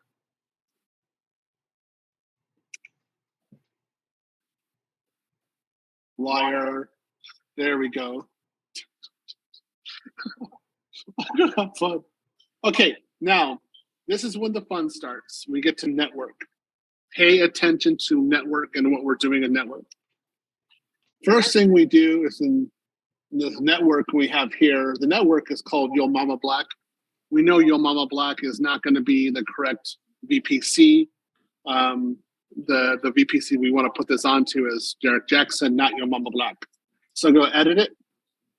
Okay, and here we go. Derek Jackson. And now we have a subnet. As you notice, the subnet's changed automatically. Let's go and expand this a little bit bigger for you guys who can watch this. So if it says here, okay, it has 10.32, 10.32 here, 10.32. If your VPC, you put it to Yo Mama Black, which is your default, it changes. 172.31, 172.31. This is all automatically done for you so that you don't screw up. It's the least likely that you're going to screw up. Be happy, guys. This was not this way when I was doing this, when I started this up. So here you go. I'm going to put this into Derek Jackson one. Now, we must put this into a private subnet. So we put private, this is US2A, and this is 11. This is good. So remember the 10 subnet, actually 11, 12, 13. That's what's supposed to be the EC2s, not the databases go into 101, 102, 103. Did I say we did that right? So I think. Yeah, that's correct. Yeah, 101, 102, 103. So I want to make sure that I put the EC2 into the correct subnet, and I want to put it into A at this point. Auto assign public IP, enable this. Next one says firewall security groups. Select existing security group. Okay. And scroll down, you have your cheater right here. There you go. So now I have everything correct the way it's supposed to be. Derek Jackson, 32, Derek Jackson subnet. It's a part of the cheater security group. Cool. This is what I need in order for this to work. Now you go all the way down to the bottom, advanced details, and it says the user data. Go ahead and paste that in there. And it says hello cheaters from, boom, you got it. And go and look at the top. And you have here a key pair, and I call the key pair liar. Okay? That's all here. So scroll it down a little bit. And here again, look at it just one more time to make sure. Oops. Number of instances, cheater, boom, boom, boom, boom. Now, as we did last week, you know you can make more than one instance based upon from the beginning if you want to. So what I'm going to do here is go ahead and make 5 of them. Yeah, come on. Come on. There you go. I don't want 6, I want 5. Okay. Oh, so you don't have to make a template. You could just go over there and just put the number of instances while you're creating the original one. Yeah. You see what I'm saying? Yeah. Okay. Yeah. Cool. Hey, Theo, I got a quick question. Sure. On mine. Hold on. Listen, stop. Michael, the reason why you typically don't do that is that you want to make the first one and then test it, and then you make a template, and then you roll out.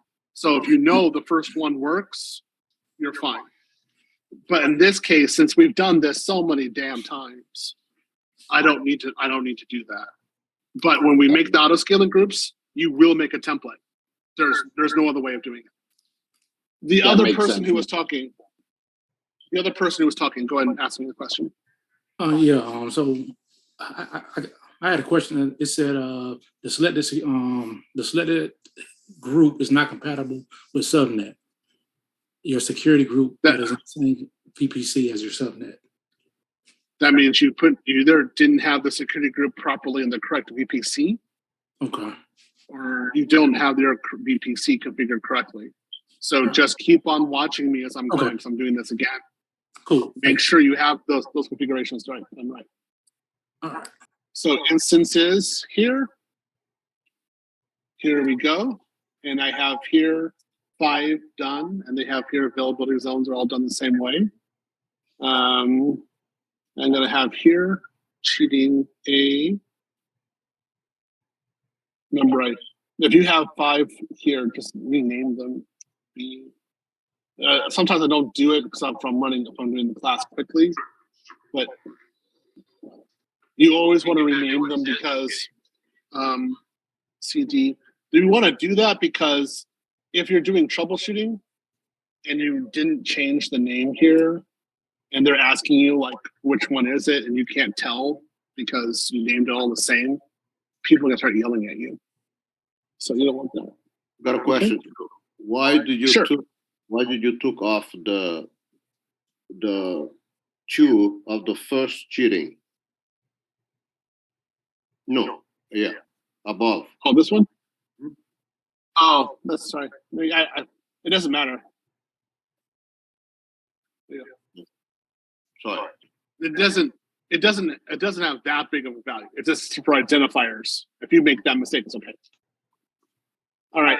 So I now have them. I have 5 traded in one area, and I have this all in my own VPC. So let's go look at this instance right here. This is cheating A. Let's go have this one right here.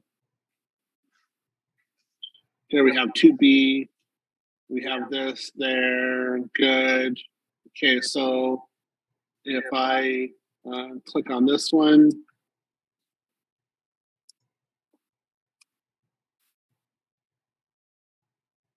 wow. Okay. Let's go here.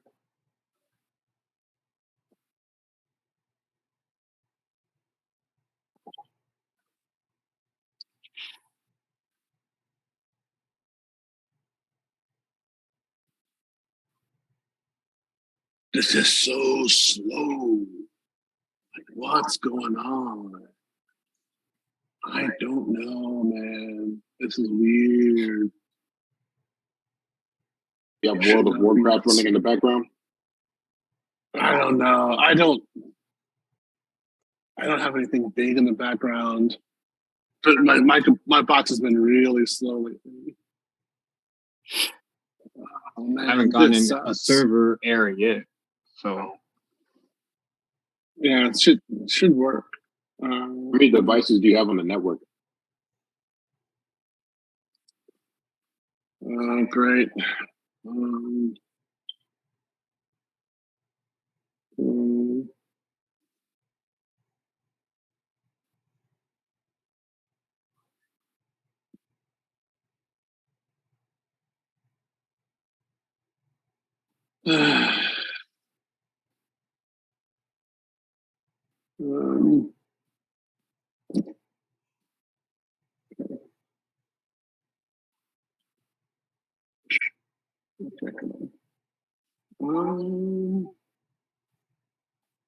Two, bro. So how many what? How many servers devices do you have on your network? Like iPads, PlayStation 5. You know what I'm saying? I've got Google Fiber here. It's totally fast. It's crazy fast. I mean, it's super speed.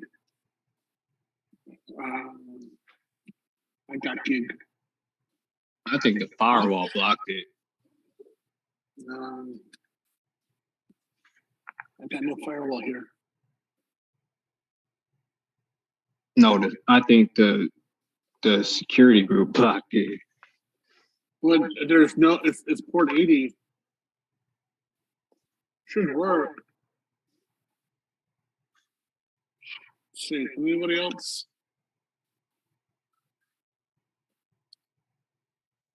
Can anybody else do this? I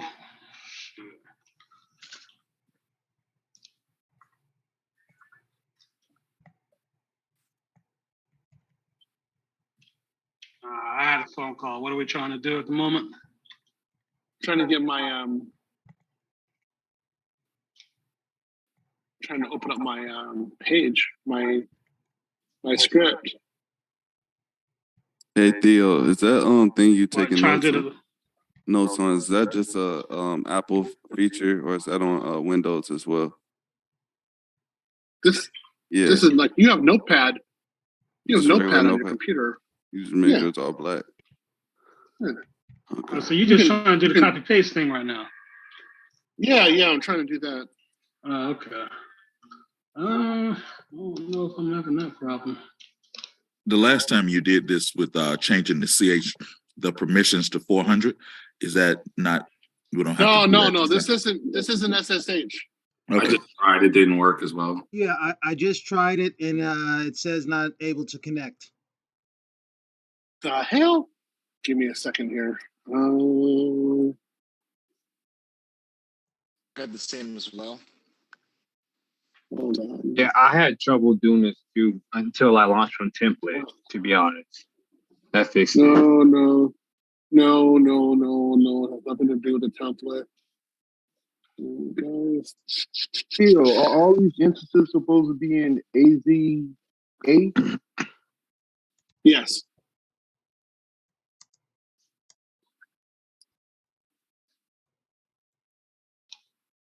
I forget HTTP or HTTPS. It was HTTP : double slash, right? It's all HTTP. What the heck?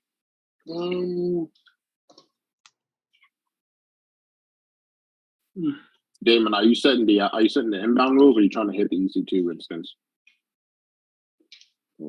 Say that again.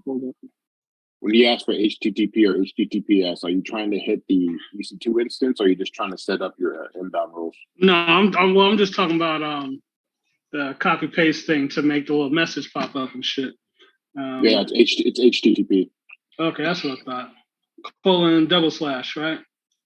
Right slash. Yeah, if you go into if you click on the ID of your EC2 instance, and then you click open address, and then you just click on the URL, and then just delete the S. It'll make life so much easier.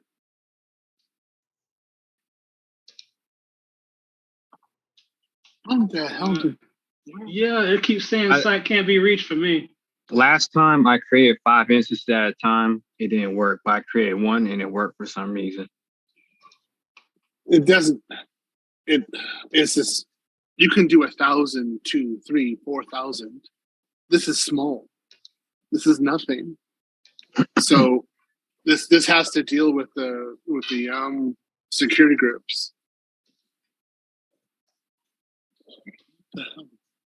So source service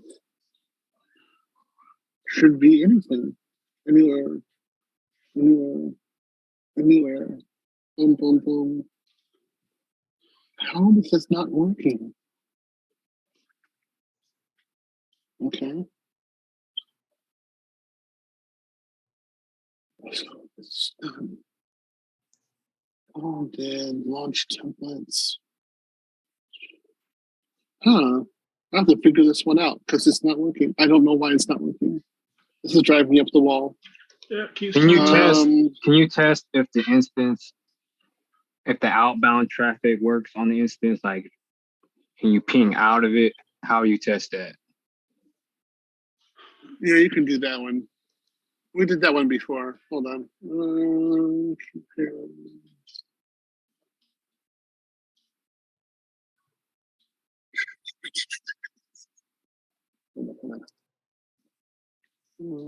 Let's see. See, that's well. How would you do it? You know the answer to this one. I don't know, cause I don't know how. You Like, know. You know. You did the homework for it. no, this is a new question. No. No, You read he the was way it that wasn't you, on the course either. How no, did no. You know this. What you do is you SSH into it, and then you ping from there. You guys have you've already SSH'd. So let's do this real quick. Hold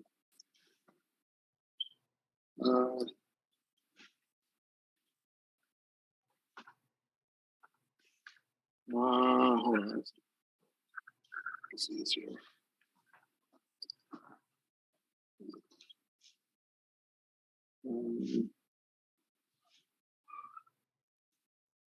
That's what I did.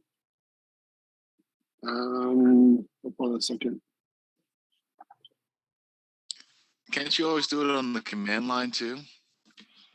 Yeah, well, technically, you wouldn't know if the outbound because if it fails, you just need to know if Google server received the ping, but you don't know that because you're not Google. Guys, hold on. What do you mean by that? I'm confused. It is confusing, but it might not be going back in. The ping might not be going back in, but it might be going out. That's all I'm saying. But you have to have a way to detect if it's going out. Guys. There's no ICMP restrictions at this point. This is too basic.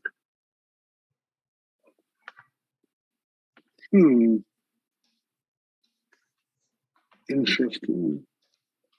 So let's go back to this one. Instances.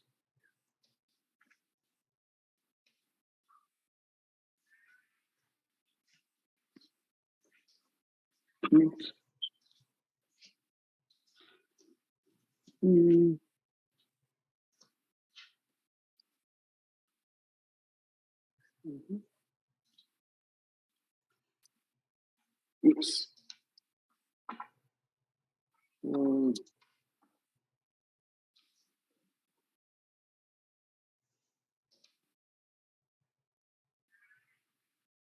So my keys aren't working either. Something's weird. That is very weird.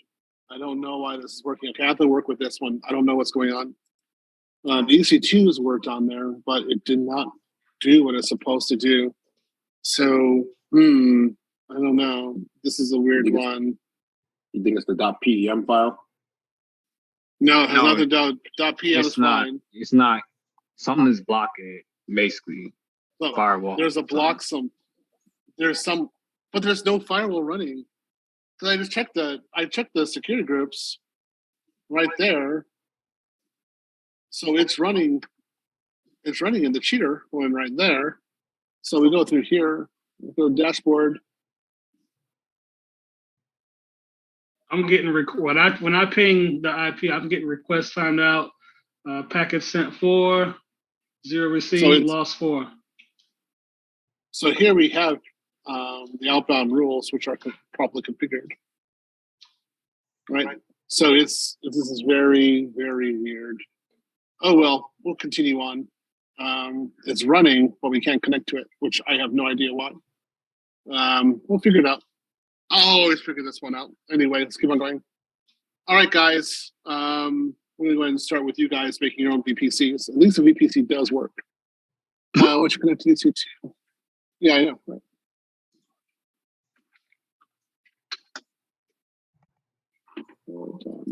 What's this?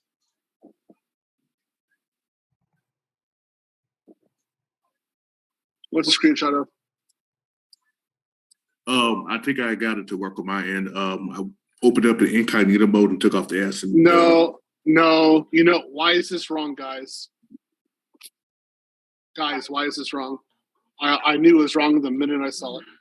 Second I saw it. That's the default one. Digits. Oh, That's correct. First thing is you have a default Default IP. So that's not. Yeah. You explain what would happen?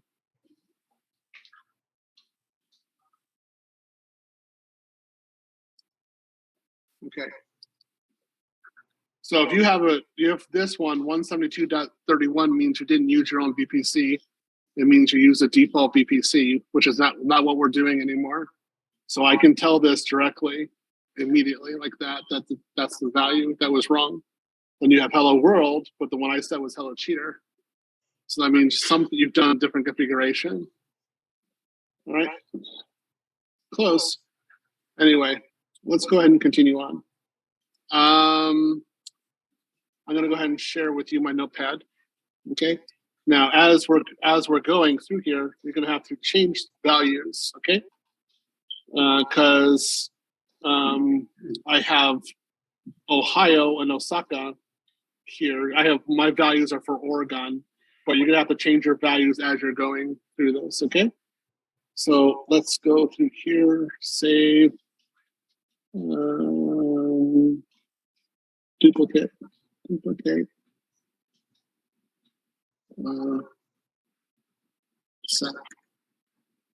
Saturday.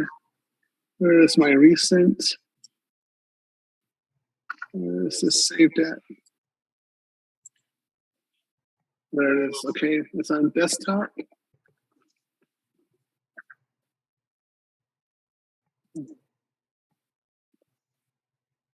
Some notes. Okay.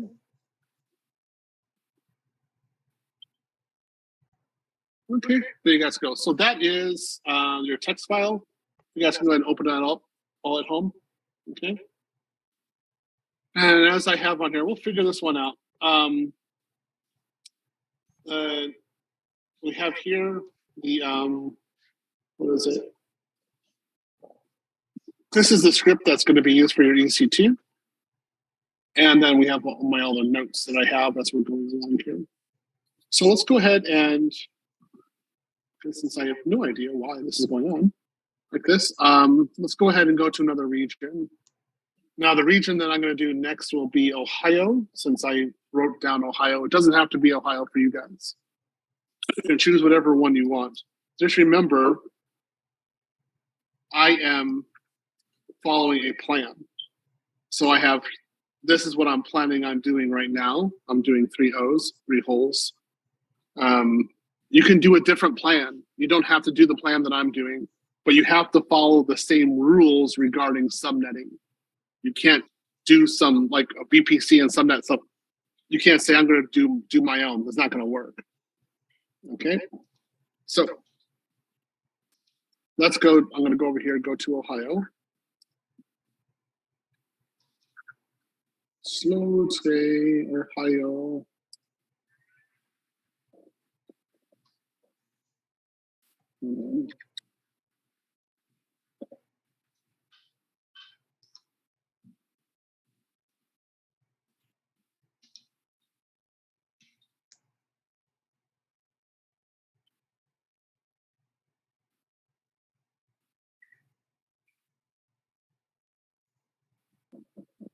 Okay. Let's see, instances. I'm in Ohio. Okay, let's go down here. Go to services. Go to front.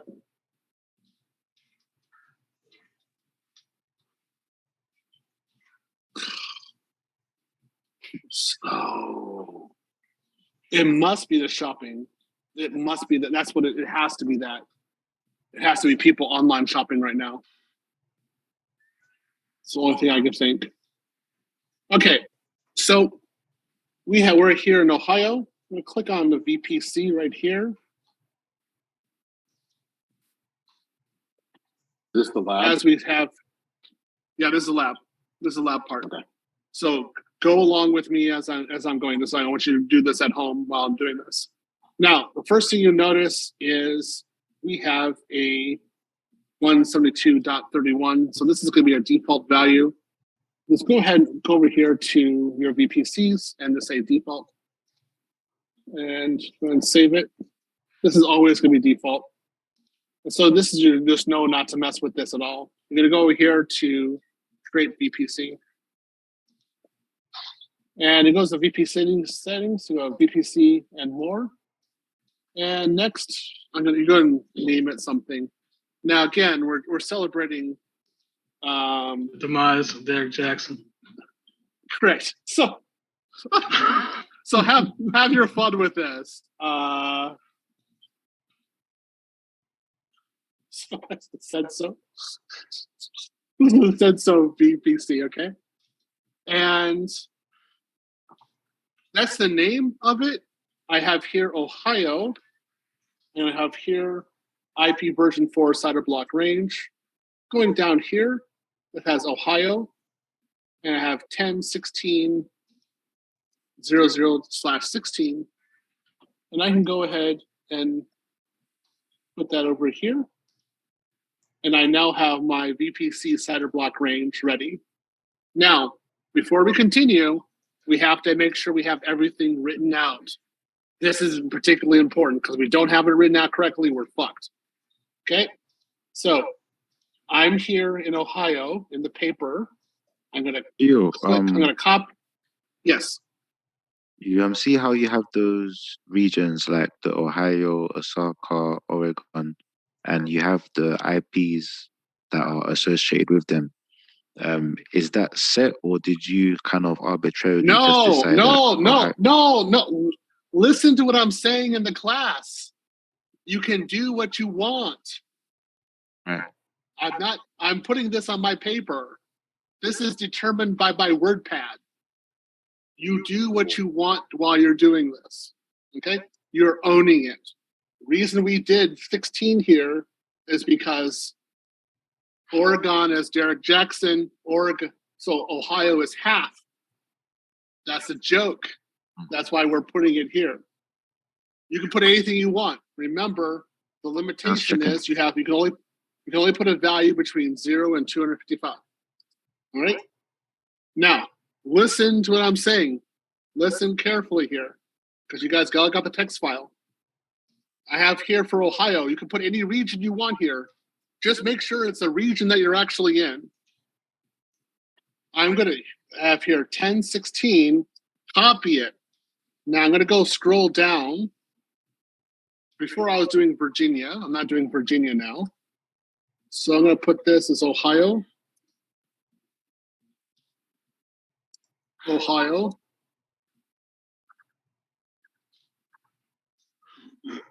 So Theo, what'd you press to get the VPC settings? Just create VPC. Okay. Okay. Now,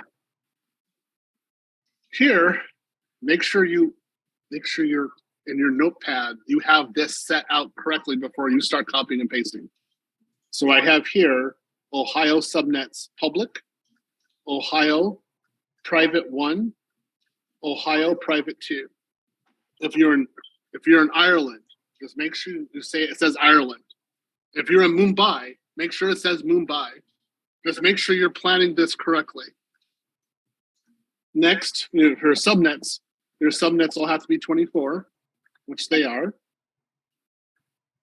And right here, it has to make sure you have your AZs that you want. So I'm going to do AZ ABC. Yep, and my AZs are correct. And so it says here 10.1, that's not correct. So I'm going to go ahead and paste, paste, paste. Just keep on pasting.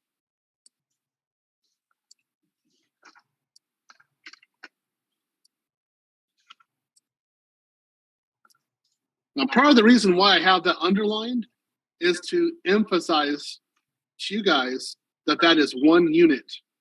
That's one, it's actually an identifier. So you cannot mess with this. If your VPC is 10.16, your subnets must also all be 10.16. You cannot play around with this. If you play it, boom, it will not work. So make sure you get this done correctly from the beginning. Now, if you want to use, again, the notepad and just say 1, 2, 3, 11, 12, 13, 101, 102, 103, if you want to use it that way, be my guest. I have no problems with that. Because when I was doing this stuff, I was using default values as well in the beginning. So if you want to, fine. You can change this if you want to.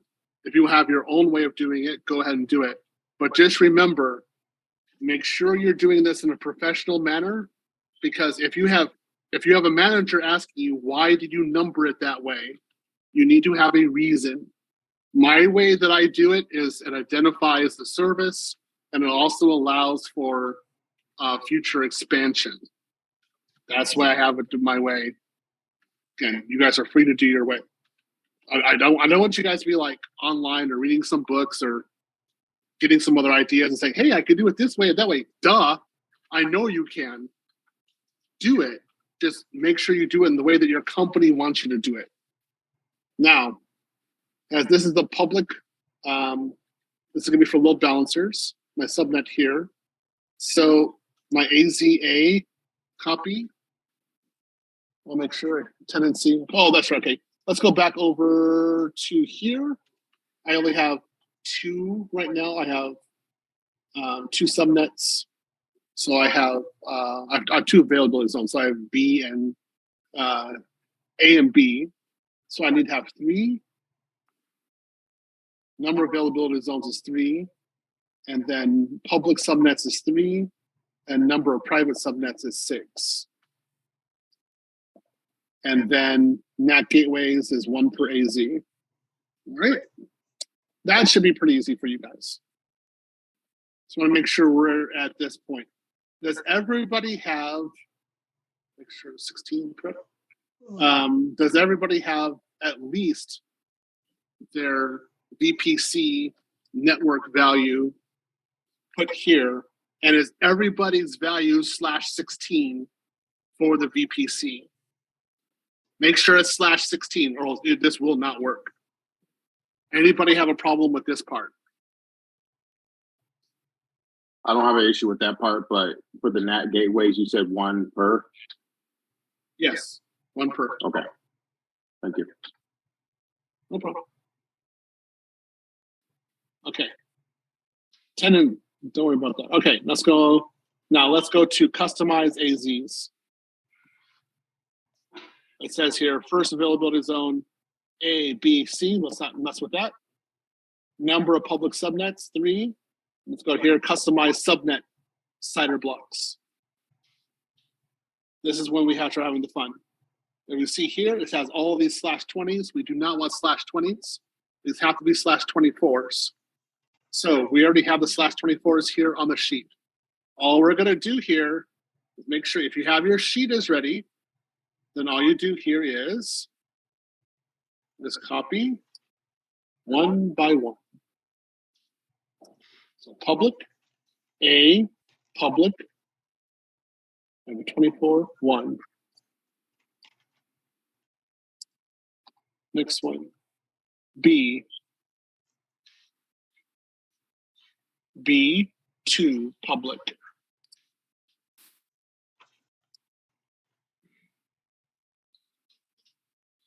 Three, C, public. 3, public. All right. Was everybody able to get their publics copied over?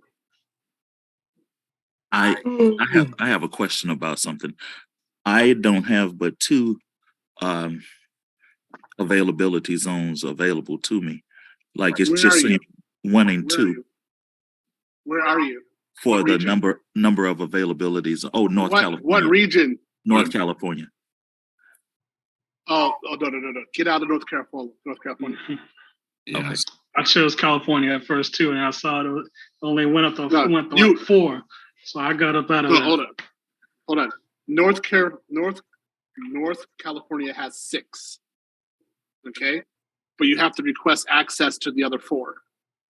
So this is the first time you're doing configuration. This is fine.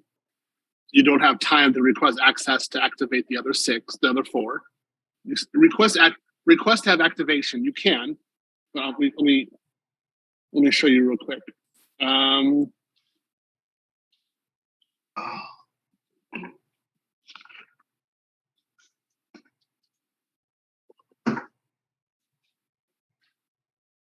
I'll go here real quick. Let's clarify.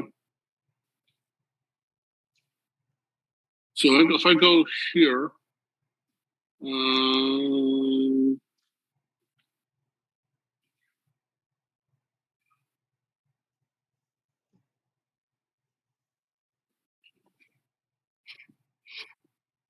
okay. So here it says number of subnets, right? Right. Okay, so what you have to do here is this one's a Z's. You only have two, but okay. So what you do is go to VPC, and then you go to EC2.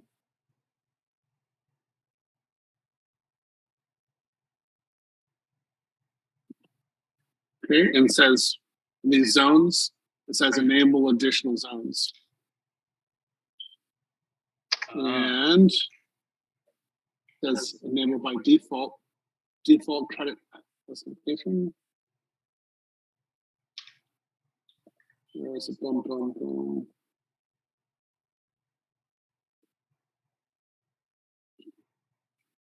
boom. Increasing zones. Give me a break, will you guys? This is where she's supposed to be able to do the request here. So I don't know why it's not letting me do it.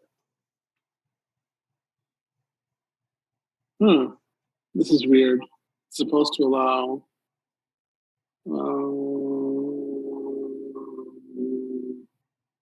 What's going on with California? Something's weird with California. Something's very weird with California. Get out of California, go to another region. Okay. Just like in real life. Yeah. Yeah, something's very weird. Sorry about that. So you're supposed to be able to request access to another region. So let's just go through this real quick. So if you're your region right here, you notice here you have 9 regions that are not enabled for this account. You guys will have different values, but these are the ones that I've been working in. Okay, so let's say that I want to do Zurich. Okay, so you say manage regions.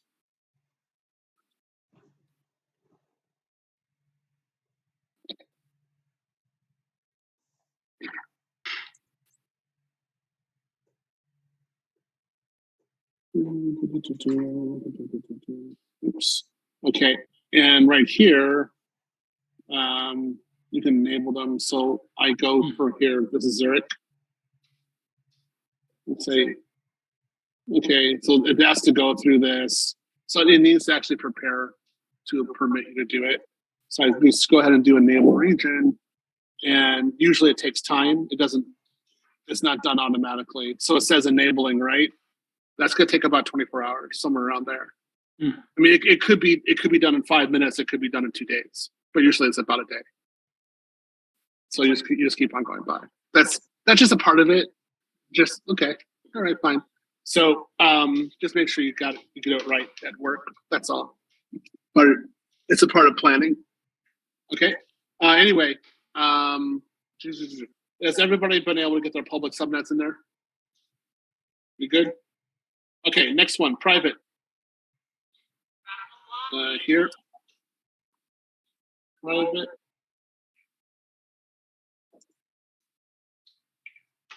$11 2A. Copy. 12 2B.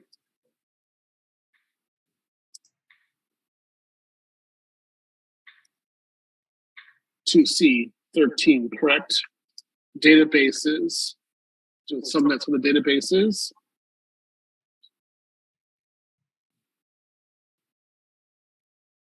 Hurrah! Oh. There it is. 1 2A, correct?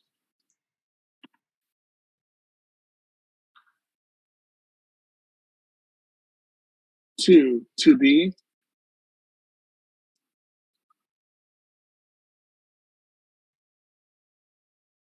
To C 3. So again, as you can see, the way that I do it to make it foolproof, because the possibility of you doing a misconfiguration here is high, and doing some sort of whack thing is high. And so what I'm trying to do is show it to you in a way that you guys minimize your misconfiguration or your mistakes that you're going to do. Because I guarantee you will do a mistake in the future. It'll happen. Right? So anyway, up here, just real quick, you have 256. 256 means a /24, and you just look through there. Now, let's say that you had a different subnet. Your subnet is wrong. I can know really quickly. Watch this. So if I put there a /23, it has 212 IPs. So one question I might ask you, or the manager might ask you, is when you're doing this configuration, how many IPs do you have available? And if you say, for example, I have 212 and my / is 24, your manager will say you're wrong. Your / is 23. The same thing here. 212 put a or /6. 512? Oh, 512. It's the same thing if you have a / of 16. If you have a / of 16, you have over 65,000 IPs available. You don't need that. So your manager will say, for example, how many IPs do you have available? And if you say I have over 65,000 IPs, we know that your subnet mask is wrong. So make sure you have your subnet mask correct. And the easiest way of doing that is just making sure it has the same IP value all the way through. And then you're fine, you're done. Okay?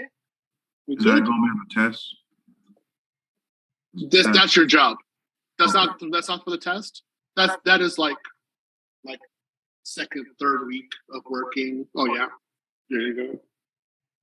This is something you're just supposed to know. Okay. Thank you. Okay. I'm just making sure you don't get fired. I don't want you. I got somebody in the group saying thank you, Theo, for helping me get the job. I don't want somebody right in there. Fuck you, Theo. You didn't tell me about this, and I got fired.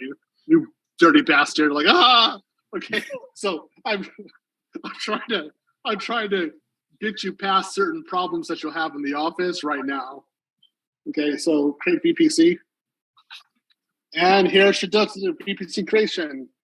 This will take your NAT gateway is going to take a little bit of time to configure, so let me stretch for a second. While I'm stretching, do you guys have any questions? Stretch. Oh, I got another Amazon package. So looking at your sheet with the way the numbering sequencing is working and such, it's like it's like a system basically, and it helps you stay organized in regards to setting up the private and public subnet. So like you mentioned, you don't get disorganized, you don't put random shit gets fucked up, and then you end up out of a job. Right, because if you make it chaotic, they're gonna be like, why did you do it this way? Like, what did you do? Why? And then if you don't have an answer, they'll be like, why are we hiring you? And then another one is, if you just do the default values, they're gonna be like, well, we can hire anybody to do default value. Why do we have you? And that's gonna be a very difficult one to answer. Like, you can't answer it.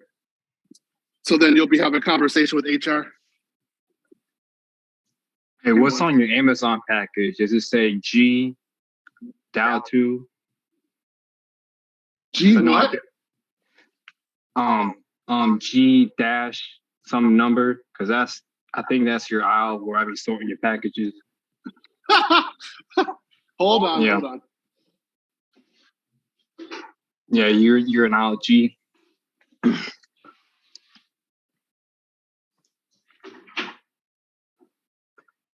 Probably like G, like G9, G8.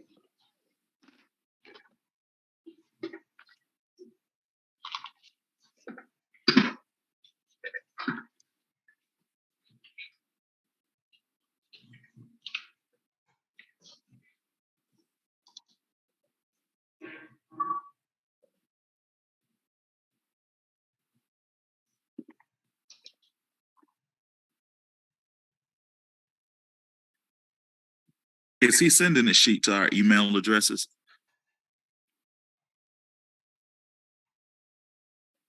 No, the sheet's within the Zoom chat. When you click on the chat and you scroll up, you'll see cloud subnet sat.rtf. And then just download that, and then you should be Gucci. Thank you.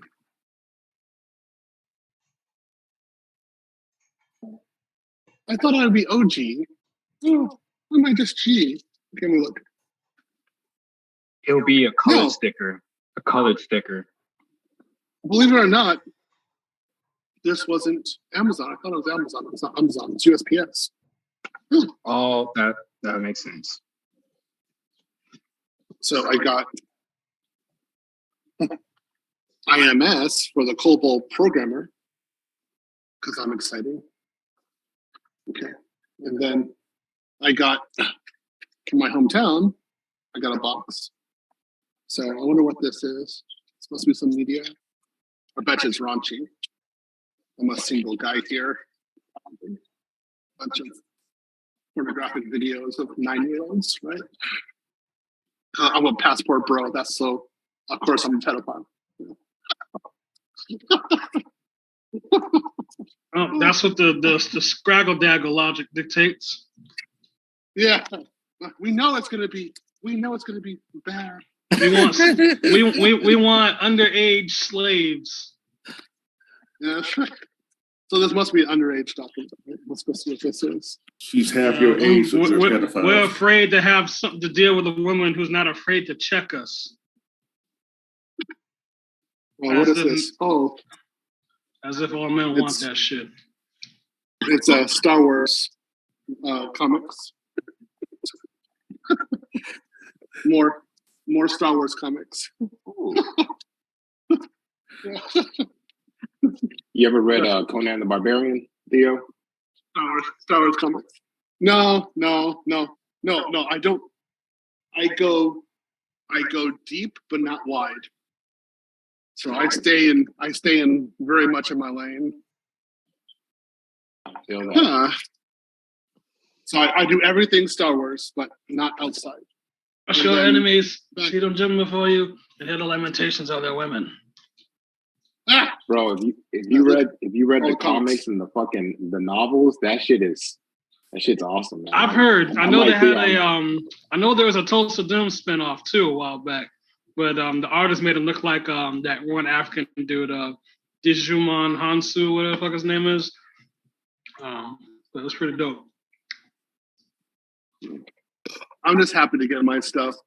The other thing I got today that just came in was basic computer games. And I'm going back and reprogramming. So they have to type in the complete computer, all the code in basic in order to play the game. I'm going back into my childhood. Yeah, I'm going back into my childhood right now. So I'm enjoying I remember this, having to be do that on the old Commodore 64. My dad. Yeah, mine's showed me how to do that. mine's Atari 1040. I didn't do the. I was thinking about doing Commodore, but I was like, nah, I just stay like with my house. So Apple II, Atari 64, Atari 800, Atari 2600, and then in television. Yep, I had in television too, with the little extension with the speaker box on it. When you play certain games and it'll talk like B-17 Bomber and I think it was Yep. Star Command or something like that. That shit was dope. Yeah. All right. That's one Speaking little of break. Atari. I feel good. True. Okay. My favorite Atari Do you game was be- Joust. I used to play the fuck out of Joust. Oh. All right. No, it's like I have Joust upstairs. Don't make me go upstairs and start playing games. All right. Oh, I so, said there should have been a spiritual uh, successor made up to date and shit.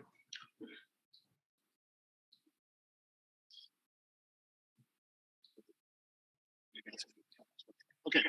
Go to your VPCs back here again. Make sure that it actually is there. So I have said so VPC, and it's 1016. There it is. And I go to my subnets, and There it is, said so subnet. There it is. It's all there. So I have everything should be there. So I have 9. Yep, I have 9 of them. Okay, so I have all my subnets configured. Make sure that all of your subnets are configured before we continue.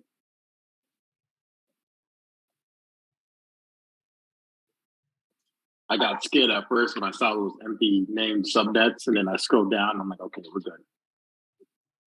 Hear that?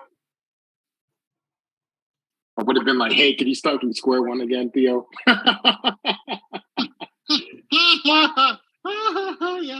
Yeah, sure. Anyway, if you guys don't have this, you do actually need to say it now, because this is going to be key for the next part, because we're using all of this in the next part. So if you don't have it, say something. This is your checkpoint. This is your time to say, I don't have it. I have no idea.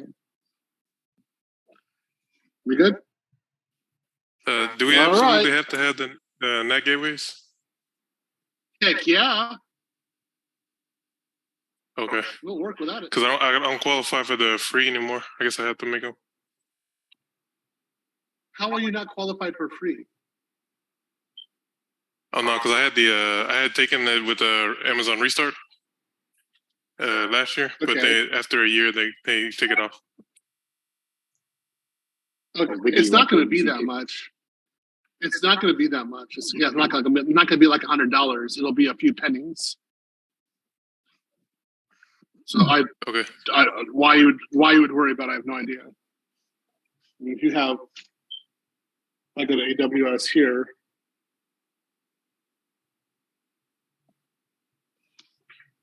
You can see what my usage is, because I'm running stuff on here every month. So Route 53 is $1.50 a month. Should I be worried? I don't know. $1.50 a month. My key services are 91 cents a month. Fuck. Should I be worried about that? Should I ask Keisha to go half on that? What I'm just saying is, don't worry about it. You should be able to tear things down fast enough that you're not going to be charged. Okay? So what we're going to do is go over to your EC2. And you can flip that too. That's good. Go to again, EC2. There you have security groups right here in the middle. Remember, your security groups, you have security groups here in the middle, or you have security groups here in network and security. You could choose either one of them. Okay. I'll click on here in the middle. And then I'm going to go ahead and do create security group. I'm going to name another one. So my security group that I'm going to be called here in Ohio is going to be called fraud. Okay. Boom. Description is fraud. And then the VPC is here. You have a default VPC right here. Click out of that. And you see here, it says default or the VPC that you made. Click on the VPC that you made. Okay. Was everybody able to click on the VPC that they made? I want to make sure we're at that point. No. What happened?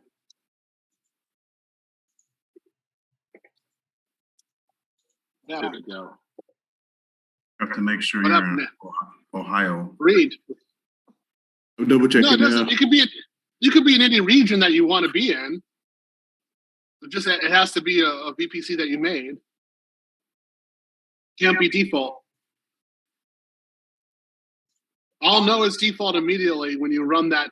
When you run it, run the homepage, because it'll say 172.31. I'll be like, boom, default. I'm gonna have to refresh.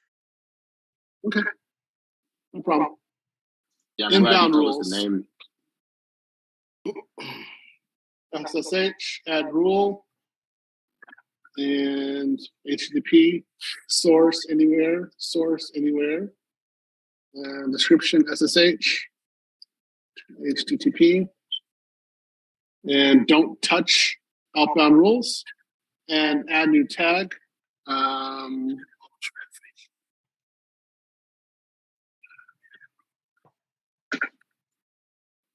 Charlatan.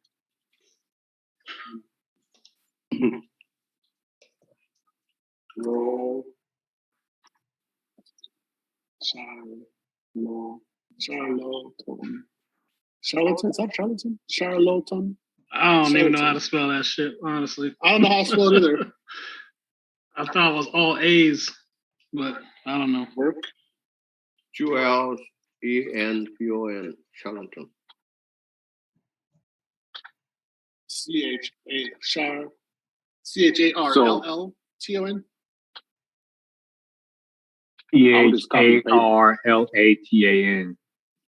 Hold on, say it again. CHARLATAN.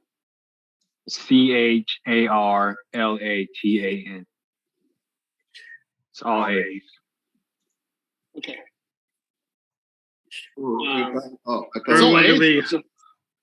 Third one could be hustler.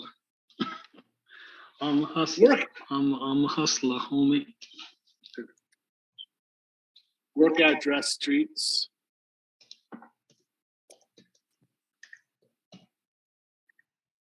Okay, there we go.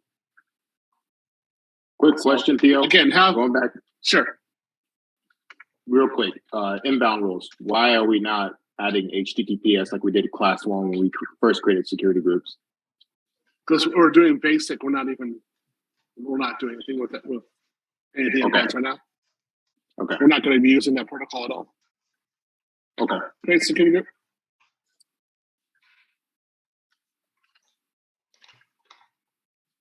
Okay, boom, boom, boom, boom. So with security groups.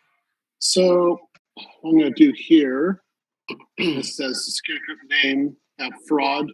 You notice here it doesn't have fraud here. So I put it here as well. So I make sure, so description fraud, security group name fraud, name is fraud. There we go. Okay. And next I'm going to go to EC2 dashboard and send the orange button right here, launch instance, going to go to that. And say launch instance. I'm not going to make multiple, I'm going to only do one this time, but it shouldn't. Okay. Anyway, hustler, name hustler EC2. There we go. Amazon Linux feature eligible. There we go. Provider, instance type, T2 micro, same. Key pair. Hustle. Will it be a bad idea to use a old key pair that we saved in one of our directories? No, you can use that one. Okay. That's fine. And I mean, you can. There's no cost. So why not make a new one? Okay, yeah, I was asking for efficiency's sake. Like, oh, okay, we already have this one, let's just use it kind of thing. But that makes sense too. All right, so we have here your default network settings. Now remember here, this is auto assigned IP addresses enabled. That's weird. Last week it was disabled, now it's enabled. Anyway, these are your defaults. We're going to have to change this because this VPC is default VPC, so this will not work. So what you do here is you go to this VPC right here, 10.16.00.16. This is SEDSO VPC. This is the one that I made. Your subnet. Now this is where you go through subnet. Your subnets have auto-populated to the 9 subnets that you made. Remember, this is EC2 for the front end, so this needs to be in the private. Depends on which one A's you want to put into it. It needs to be going to 11, 12, or 13. So all I do here is go look 10, 11, 1, 3, 101, 13, 12. I'm going to put it into 12. Oh, no, that's right. I'm not going to know. This is Ohio. Put it into 11. Okay. So And now make sure private is 2 and it's an 11. That's in the correct one.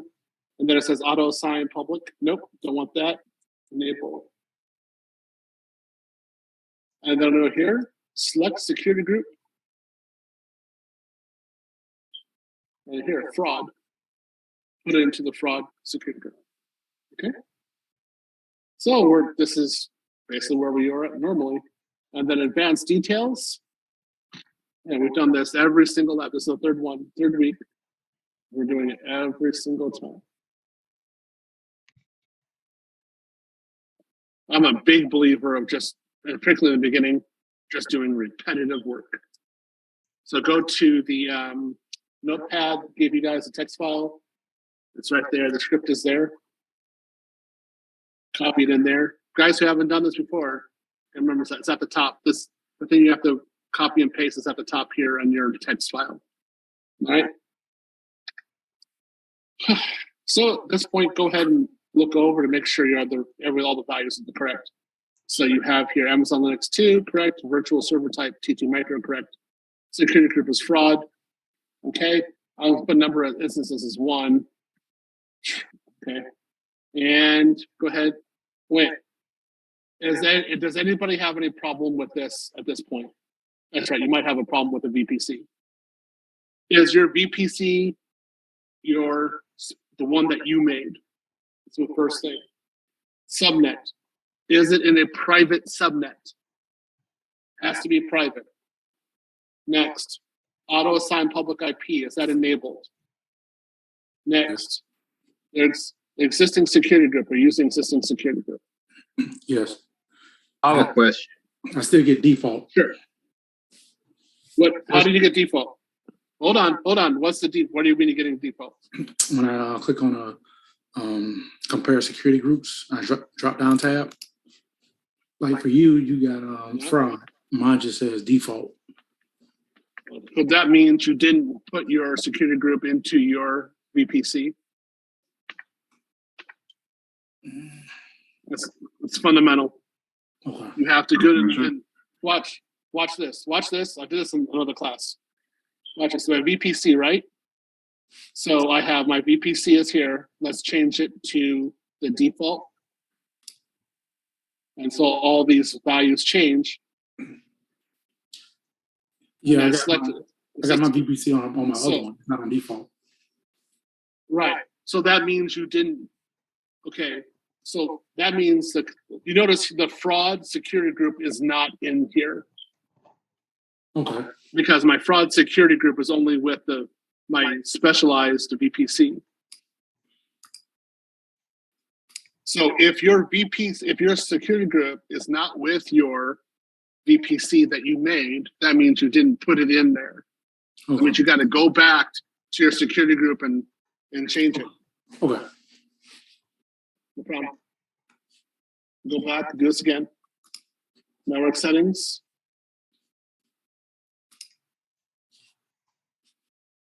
Okay. Who else has questions? I have a question.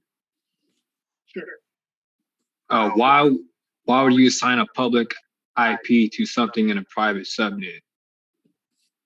Because you're not for now, not today. Next question.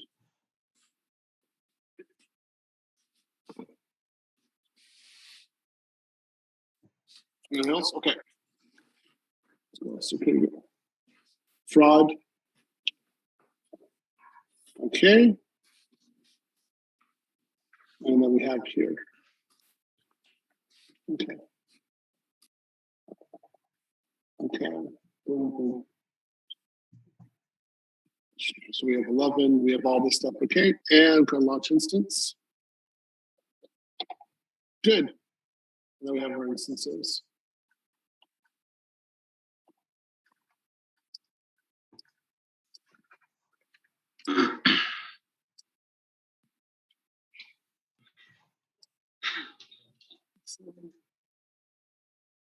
Okay. Now what are you gonna do? Hold on, let me get the hustle.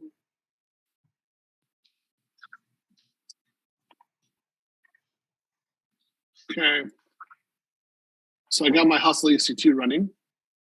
Chat. Yeah. Instance ID, go ahead and click onto here. We have our public. We have our public DNS, which is correct here. And then security. Make sure security groups are fraud, correct? Okay. So let's pray to God this works. Should work. HTTP. Go here.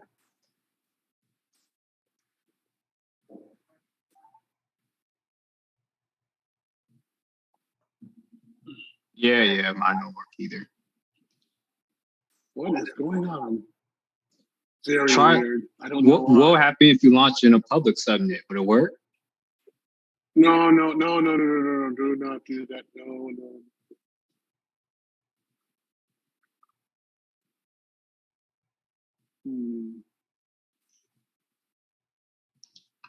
Yes, it'll work, but that's like saying if you put your steak, if you go outside in your driveway and you eat some steak, is that okay? Or are you worried about the wolves coming over and just eating your steak also? You don't put that into a public because the wolves will come. They're called Russians. The Russians will come to your EC2. So that's why it's always put into private. Something's weird. Because it was working. Okay, let's think about this real quick. It's something.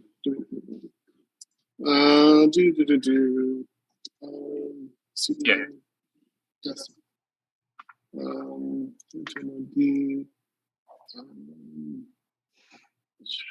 400 PDM. Okay. And then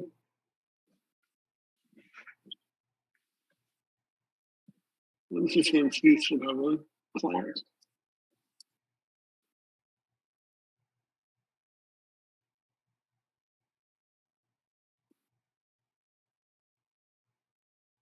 Oh man, what is going on?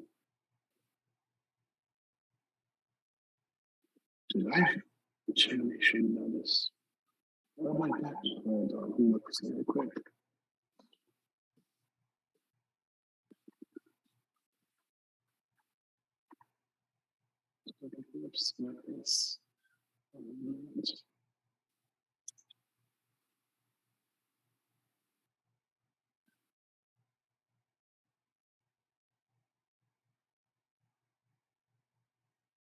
Yeah, could it be something with Amazon right now? Or? I don't know. Well, gnats are No. fine.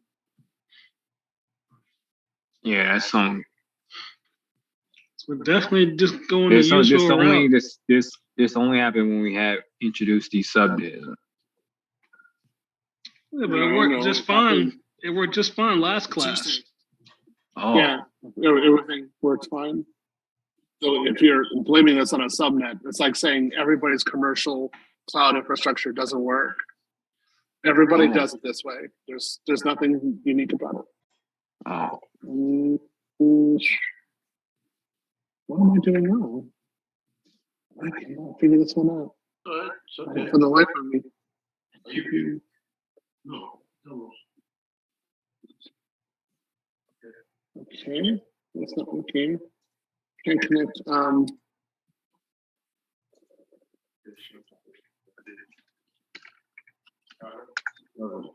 you. Okay.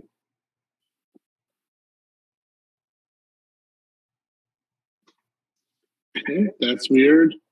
Weird. Something is going wrong. I don't know what this is. This is weird. Weirdness. And it's supposed to work. I don't know. What's wrong with this? Maybe rock table, right? Apples. Apples are right. Flow, ID, correct? No, nothing wrong with that. VPCs are correct. Yes, Chewbacca, I see you. Yes, Chewbacca, I see you. Yes. Hey, Chewbacca.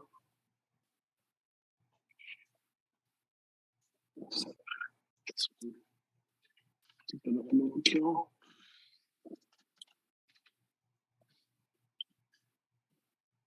It is slow. I don't know. This is really weird. I'm thinking right now, I'm like, should I use Sao Paulo instead?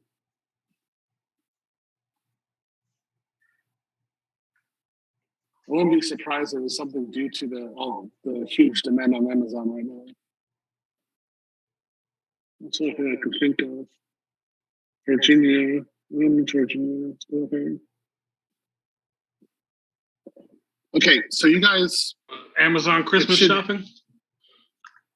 Yeah, well, actually on Wednesday I couldn't buy things on Amazon because there's so much traffic. First time that happened. So at least you guys able to make your instance. It's the first thing.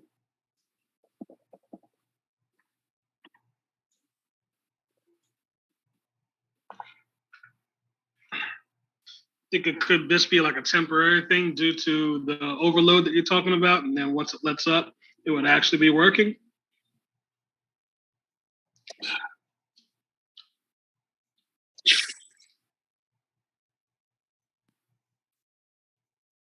No, it's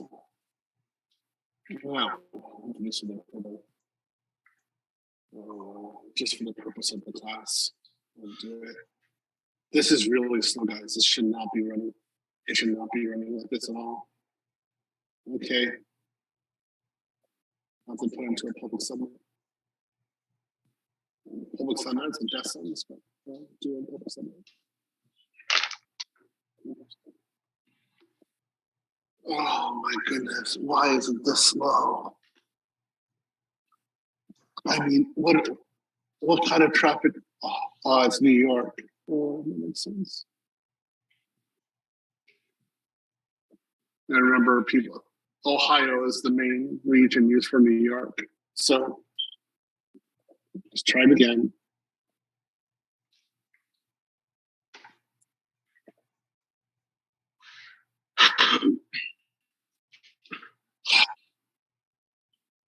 Let's try it this way. Okay. Wow, I can't even. What is happening on AWS? They must have having a traffic load from hell. Okay. Like, this is interesting. I've never had this one happen. I mean, wow, this is bad. So let's see if it's a regional issue.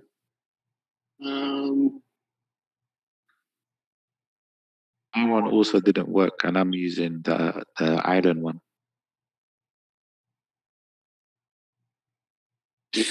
Really? Yeah. Apocalypse. Just like going through my computer, make sure it's not my computer. Oh, not my computer. Wow, I can't change regions. I can't even get this drop down to work. Wow. Okay, so they have a smorgasbord of traffic going on right now. So I can't get in there. Well, it's called customers. Okay. Because they're running AWS. Let's just go here. Sao Paulo. It's like coming from Morumbi or Brooklyn to Avenida Paulista in São Paulo right now.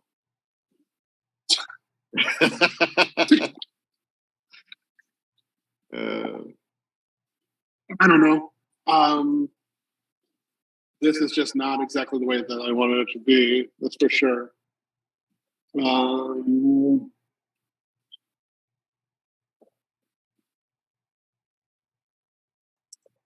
Yeah, I can barely click. I can barely click and get anything on. Wow, I see that too. Yeah, this is the partial nightmare. Okay, so this is a first. So just so you guys know, do you know the background? Well, the question. Do you guys know the background of AWS and why it's a service? No, I do not.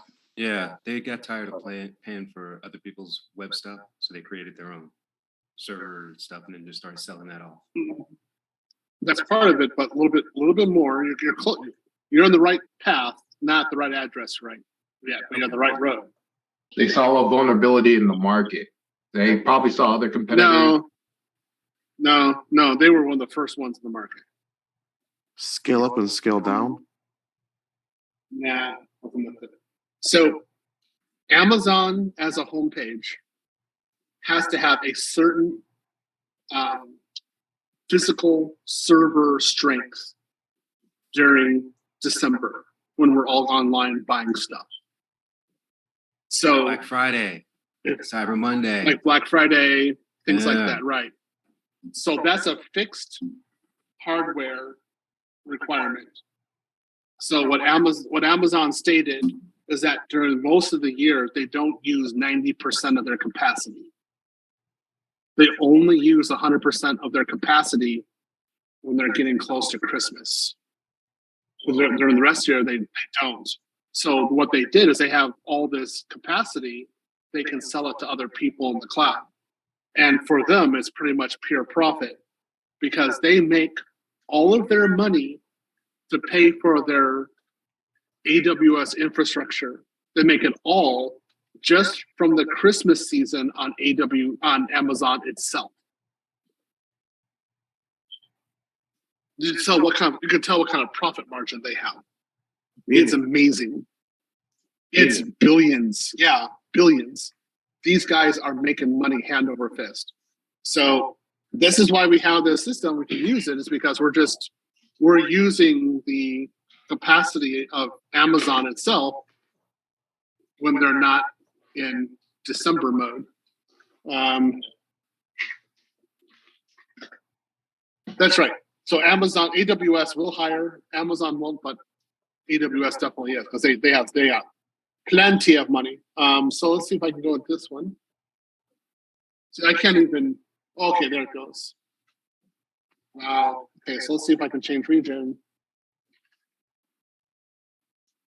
Let's go to Ohio. Oh, what a nightmare this is. All this work. Oh. So when are people not going to be shopping? I don't know if you guys saw, my son just left with his girlfriend because they were trying to shop on the computer in the living room. So they went They straight. couldn't do it. Yep.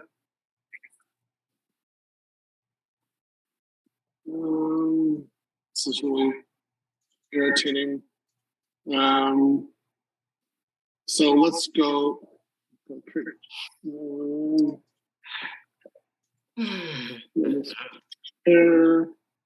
Let's try this one again. Let's just try to see if we can do it. Edit. So put it into 1016 subnet. This time I'll put it into a public subnet. Of course it'll work, but I have to tear it down immediately. So there, public. Should be private, but public. Enable.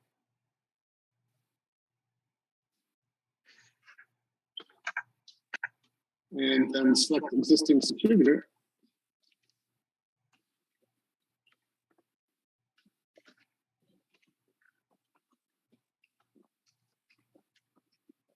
Put into fraud. Okay. And that's details.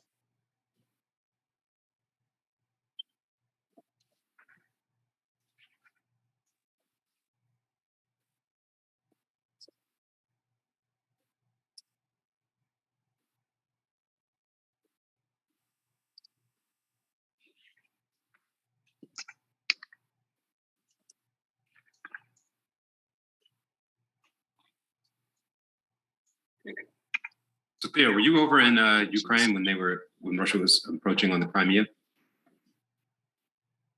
Not when it was approaching, but when it had already taken it. Okay. 'Cause I remember that's when it started heating up. Was that like 5 years ago? And yeah, well, no, 2014. 8 years ago, going 9 years. Yeah. Yeah, there's a lot. I'm in the DMV area, so I know there's a lot of Ukrainians and Russians around here. And they were hot about that whole thing back then. And now Yeah, they're my not. girl's pretty. No, my girl's pretty pissed off about this. So I was arguing with a few of them over this stuff. I mean, they said basically, like, what if I'm saying this is all because of America? I was like, we're not doing anything here. Like, who are you listening to? It goes back and forth. But as some of the guys know here, I spend $6,000 a month helping Ukrainian refugees. I help 5 of them. I help 5 of them specifically. Well, that discussion is based on the beginning of one day when this guy took Crimea, and the West thought, you know what I mean? We didn't want to go face on to a confrontation with a crazy guy, and it ended up in a nuke war. But it was excess of caution of an outside. So, but now we know he can win. He can. But he wasn't so crazy when Trump was in office. Trump kind of had him in line a little bit. And I think that NATO deal is what kind of set everything off. Don't believe What? it. No, whatever has nothing to happened do with with the Trump. NATO. No. Nothing with NATO. Because if that was true, then why isn't he attacking Norway? Yeah. I mean, it makes sense. Norway's the one who just broke their constitution and joined NATO. Yeah. And so now we can put the forces right there.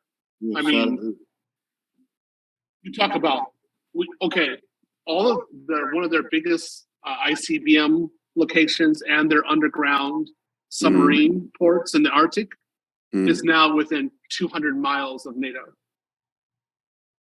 Like, he wants Ukraine because Ukraine's right on their front doorstep, and if it's NATO affiliated, then you got an enemy right at the door. What's up? Yeah. Happy. Thank you. But I've been hearing the U.S. got a lot of business in Ukraine though, with the pharmaceutical business. We got a lot U.S. of money. got business everywhere. Anyone who we ain't got business with is embargoed. Yeah. So it's like a conflict of interest though. Yeah, no problem. Yeah, that's why we ain't fighting Russia, because we got business with them too. Like the Bidens, for example, got business with Russia. Exactly. Guys, no. That goes way back. This is it's not about our country, it's about the mindset. You know, that if you ask Theo and you go there, it's a night and day. It's like going to Africa. It's a night and day concept of living and policies and cultural behavior of the people in Russia. And the idea of the mindset is dominance, is brutality. Yeah.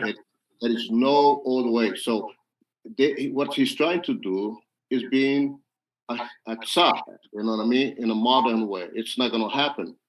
You know what I mean? He's trying to take back what now is a free countries. That's why they were always fucking with Georgia too.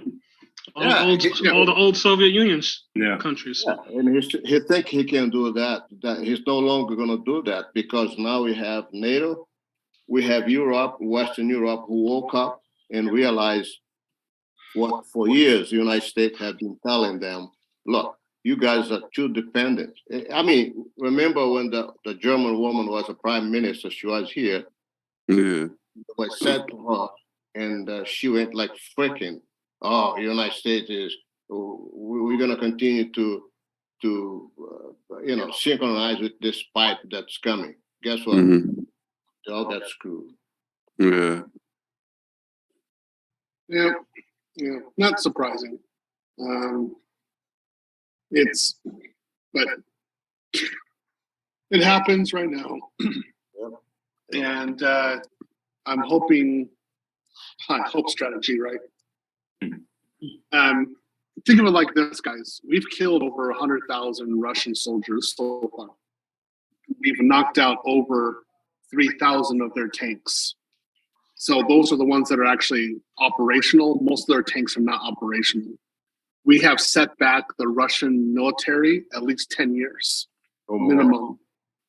And then we're talking, okay, a country without a navy sank the battleship of another country. Like, what the fuck? Yeah. All right. Like, that shouldn't even happen. Like, all right. So, our ability, like, not only that, the Moskva, the battleships that we are sinking, they were produced in Ukraine. So they don't even have the ports to make new battleships. Now, they don't have the manufacturing capability. We have hit them so hard that it is worth this war. I mean, like, after it's done, the West is going to be extremely safe, well protected. We have just shown just how bad their methodologies are. So if it cost a few $1 billion and a few people dying, in the eyes of the United States, this is well within our. Oh yeah, I already know. Goal. US, we don't care. we You know, don't care. We ain't playing fair. if I may describe, without being rude, but Russia is like the South of the United States. The mentality is brutal. It's ignorant. You follow me? And They're not that bad. They're not that bad. They still got a I patriarchy lived- over there. And I lived in Russia. The Russians aren't as bad as the South. So if we're talking about the bad South, like Mississippi, bad South. Yeah, it's bad. They might rival Russia, but not like Texas. Mississippi. Yeah, for but sure. like you said, like Mississippi for sure. user said, they have a very, well, at least their government, they have a very dominant mindset. They respect strength above all else when it comes to doing a lot of shit. Yeah, and they have no regard because they think they can dispose of. Basically, it's like Brazil also. They have this, nobody understand how racist is Brazil. How, the prejudice and the racism, it's subtle. We can mix, but it's very violent because it stops you to grow as a black when you get to the point to have a degree and you have no job because you're black direct in your face. But it's very like smiling to your face. They still push that whole was it better the race thing? Mixing black with white to try and particularly the women. Yeah. But anyway, and that's why China, for example, are quiet because China is screwed financially, economically. And I thought China was winning. No, they have all this. China is a copycat. That's true. They can create anything. They can innovate anything. Very true. They are known for their knockoffs. Yeah, correct. And I'm telling you, don't lose sight that our country is not the best country in the world, but it is the best country. You know what I mean? Yeah, I agree with that. Okay, so what did you do different to get it to work? I put it into the public. Oh, okay. Some things weren't wrong with the private. There's some misconfiguration I'm doing, so that's fine. Just to get it working, guys, put it in, make the EC2 and put it into your public subnet. And so here's my PEM. I was able to get it. I was able to get into my. I was able to SSH into it. I'm not able to ping. I'm not able to ping my NAT gateway. Go Go. No. Don't worry about that right now. Put your EC2 into your public subnet. Oh, Make a okay. new one. My neighbor just came over and gave me chocolate cake. Man, Chocolate frosting yellow cake or like double chocolate? I'll double chocolate. I'll take anyone. I don't care. It's free cake. she's pretty and single. Mm. He didn't. He don't want to respond that thing. Is she's pretty? And Oh, my neighbor is married with a kid. Oh, Yeah, that's a no. He's the president. He's the president of his company. oh, good. I still make more money than him. Thank God. Thank God. Hey Theo, And I, go ahead. no, you first. Okay, for the so you said instead of the private subnet, we switch it over to the public subnet, which has the Okta of what is this? Of shit, where is it? I just looked at it. Of one, it's 10.16.1.0. Yeah. This is in the instance, right? Make a new instance or start Make a over, new like instance. Okay. Well, Make a new instance. my issue is I'm trying to make a new instance, but I'm getting an error code, and I'm thinking that's due to the AWS issue. But then I was trying to make. Go ahead. Maybe it is. Share your screen. Hold on. Did you put it into a public? Yeah, I'm putting it into a public now, and then I can launch the instance. Let me try it. So I put it into public. I put it into. Let me see what this says. I put it into public 1 US East 2A, and now I'm about to launch the instance. Yeah, I'm getting this error. Let me share my screen.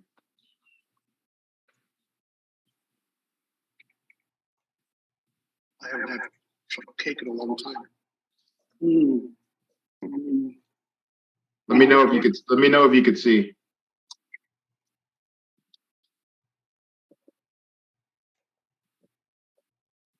Why are you using base 64? What are you doing? Okay, go down. Go down. Okay, go down. Go good then. Stop. Stop.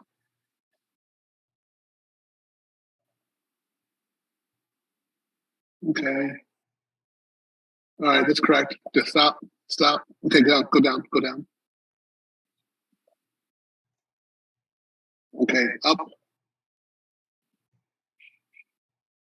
I think it said user data. I don't know. No, we're not. We haven't done anything with user data. Up.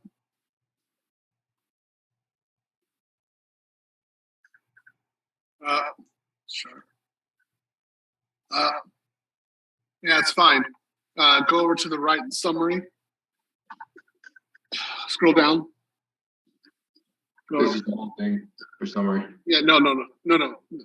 Go your bar to the right, scroll down. My bar to the right, scroll down. Oh, okay. No. Click on summary. Okay. Launch instance. There you go. All right, so we're still doing.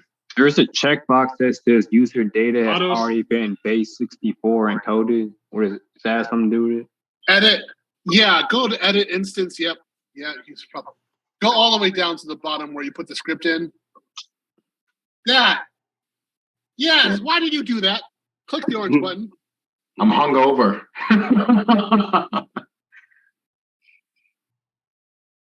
My bad, y'all. I got a question. So you just changed the 10.16.0/16 to public, right? Instead, you just changed the numbers. You don't have to. You don't have to replenish anything else. No, just make sure that your public VPC is configured correctly. Sorry, your public subnet is done correctly. That if it's done associated with A, it'll go automatically. It'll work. So you see, click on the chat. I showed you my example. So on there, you can tell very quickly. Again, I have 10.16.1.2.2.1. From there, you know that I'm using AZA immediately. And it's a public one. So after we make our instance, do we just need to ping it and test it, make sure it's good, and then we're good to go? Yeah, you get to this point, you're done. Oh, okay. I see. Hold on. Let me mix. My one didn't work. Give me a second. Hold on. What didn't work? When I launched it, I'm no longer seeing the DNS, and I tried to use the IP, and it still didn't connect. My, Okay, hold on. my So- status check is still initializing. All right. So I'll did you just put your share my EC2? screen. Yeah. Did you put your EC2 into a public Yep. Yeah. subnet? I did the VPC and the subnet, but I'll just do it again. Okay. So we've got Amazon did arrive. Blah, blah, blah. Amazon's here. You said you say I'm ILG? Yeah. Dude, man, sometimes Okay. when I go crazy shopping at Amazon, you must be overloaded. Damn that Theo. He bought little bunnies again. So here it is. Right here. Where do I get the G? Where do I? It says DAU2. Yeah. DAU. Oh, there we go. Okay. Okay, I'm good. DAU2 is the warehouse code. Okay. You're probably I G9. think I've got it G8. set up, right? Okay, hold on. You're sharing your screen, right? Hold on, let me look. Hold Yeah. on, give me a second. Let me put it so. Let's go over here real quick.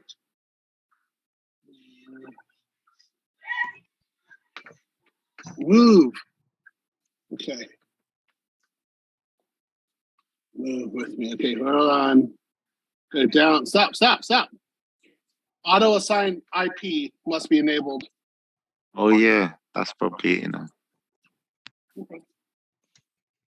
So should I be trying the public one again or the private subnet? I like that.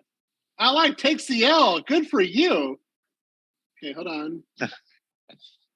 You have a problem. Oh, no, you don't have a problem. Well, that's fine. EU West 2 public, correct, that's fine. The orange button, launch instance, click on it.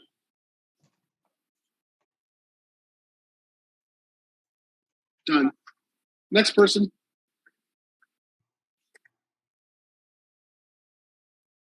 Next person. Who's next? I'm just a diplomat observer. Yep. All those countries up there. I'm looking at you guys.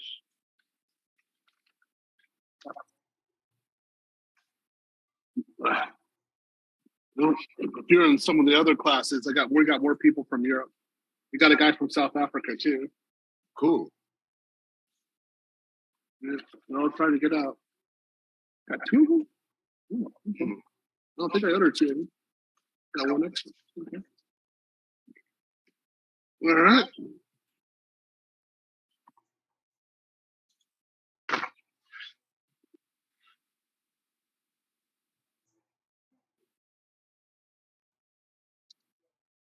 God, the amount of time I put into this class. All right. Okay, hold on. Boom, boom. All right, let's see. Me, AD Haley. Oh, Uzukushi-chan. Soka, dekita jan. Oh, sugoi na. Okay. So let's see who that. AD Bailey gets bonus points. Omedetou. Okay. I I'm sure- surprisingly he's like- understood a little bit of that. He's like, fuck it. Theo, I want that internship in Toyota. Get it to me now, bitch. All right. I'll work on that, man.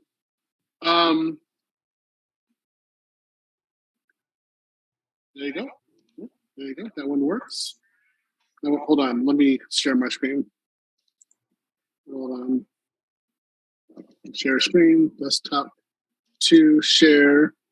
So there we go. So now we know 2-bit characters also works with the script. I didn't try 2-bit characters. So this is Uzukushi Chan. Take it down. That was actually not only that smart. You know the difference between kanji, hiragana, and well, that's not katakana, but that's the way you're supposed to write it correctly. So I mean, I'm actually really surprised. Okay. Where do we get next person? Okay, hold on. Okay, who needs help next? Who needs? Hold on. Okay, 80K. Oh, good job, 80K. Good. So we know here. This is okay. Good. Done. Okay, 80K. Michael. Hello world. Good. Nathaniel. Hello cheaters. Good. Yes. Good. Damon. Yes. Good. But Damon, you have a space. You didn't do something correctly. So in your script, notice how this has all this information, but here yours does not. You're missing information here. That means the text file got too close to the dollar sign. That's why. We're here. Chain breaker. Chain breaker. Almost chain breaker. Almost. Do it again. Amen. Yep. So on the dollar sign, do I do a space to the right of it or space? You just have to have a $sign space. closer? So let's go. Hold on. Let's go to. God, where's my? So this. Dang, you're doing Just from like right from here, this makes sure that there's a space between your text. Yeah, I got that. Or maybe it's when I did the editing. That when I typed in the text. That's probably why. Something like that. Yeah. Want me to just do it again real quick? Yep. Correct. Good. Hello, cheaters. Good job. D Charles. Good. You got it in there.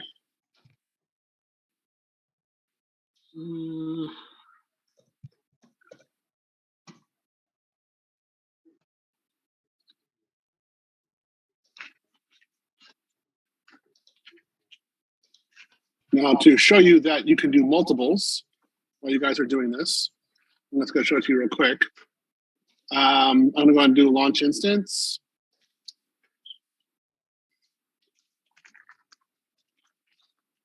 Come on, instance, come on. Multiple.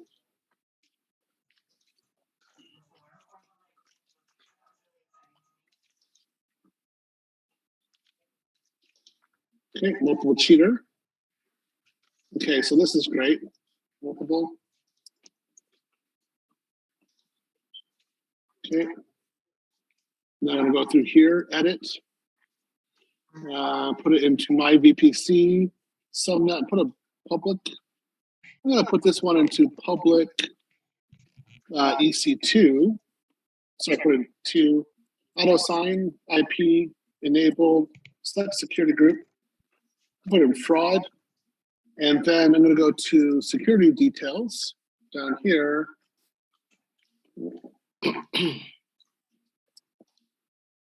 Okay.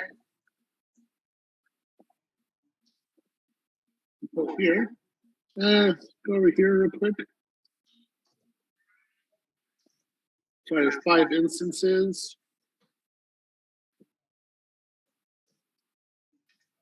Okay.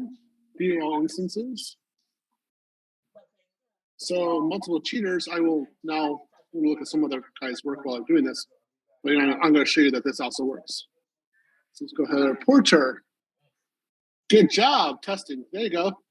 Good. Chain breaker, you almost did it. Do it again.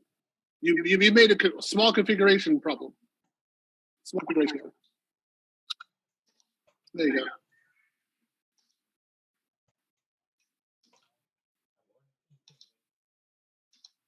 There you go. Good job. So what you just, I have a question. So what you just did is from, you had finished A and now you're doing B?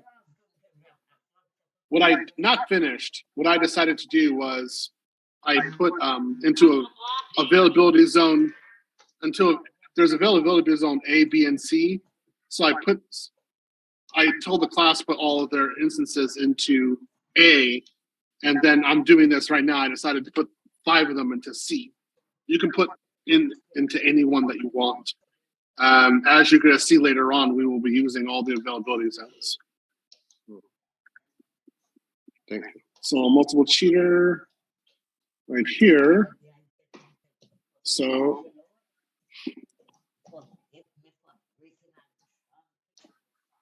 HTTP. See, it works. US East 2, and it has number 3 here. So that means I know I'm in another AZ. So as you guys can see here, I created 5 of them from the beginning, and it didn't have any problem. So you could do multiple at one time, but if something's wrong with the configuration, with your initial configuration, then it'll be wrong multiple times. If something's wrong with some reason the traffic isn't getting through.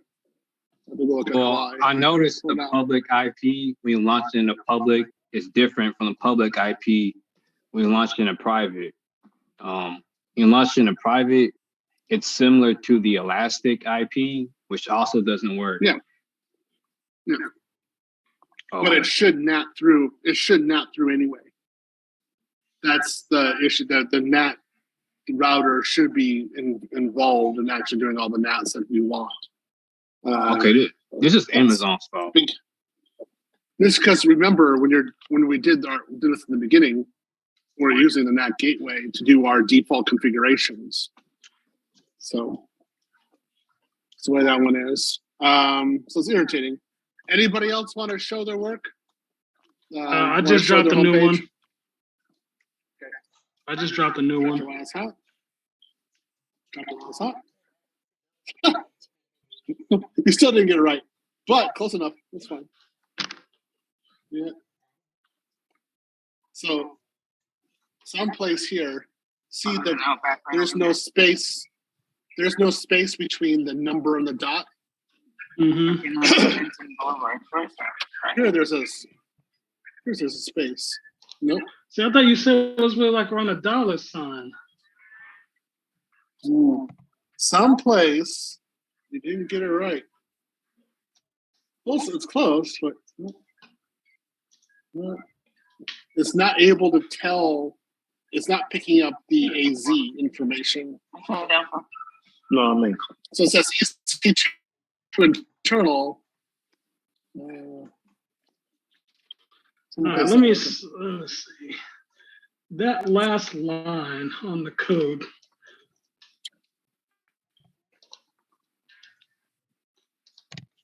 So I just copy pasted it exactly right here. Yep. Yeah, we know, guys. It's the same one that everybody uses. So when you're copying and pasting it into that field in AWS, something's going on there. Here it's fine, of course. I'm just dropping it exactly as it is right here. I have it in my notepad. So I don't know. Nope. Yeah, something's weird. Anyway, I'm going. Okay, anybody else want to show? Anyone else want to do it? No. All right, guys. So this is where the fun part is. You have homework. Your homework's gonna be kind of cool. Homework will be kind of fun. So your homework is to prepare you for a few other lessons where we're going to start combining our networks together. This will be kind of cool to do. So what you have to do is you need to show planning that you have to work with two other people, one person or two other people. And then you have to show that your IP range does not overlap with another person's IP range. And then you both have to configure your VPCs and together submit your homework and show that you've configured your VPCs, but not in an overlapping fashion. So like, for example, we'll go over here. One person might do, for example, one person might do Oregon, another person might do Ohio. And as you notice, they're not overlapping, right? They're different. The thing is if you have company A, you have company A, and then company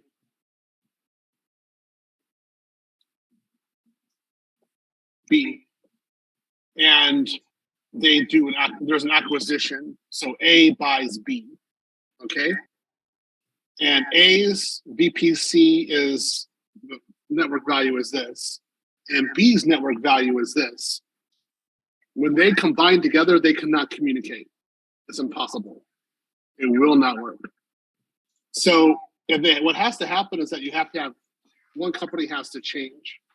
And so what this is, the reason why I'm making this homework is not only so that later on we can have you guys combine your networks together, but to also to make sure that you guys take ownership of your IP ranges when you're doing your homework.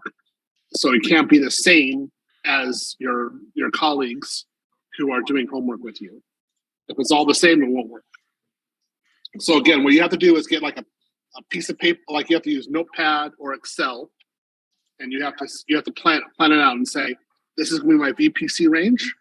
These are my subnet ranges. And you have to write it all out, just like I have here. And then you have to say, you have to actually go to AWS and do that configuration. And you have to show what your configuration is. And then the other guys have to show what their configuration is. And take screenshots and just put it into one big file, a doc file or a zip file, and send it over to me and let me look at it. All right? It should be a little complicated, but it's also going to be kind of fun. Just to be clear, when the IPs don't clash, that means that the networks are different. So one could have like 10.32 and then the other one will have like 10.16, for example. Right. Which allows communication entrance, vice versa.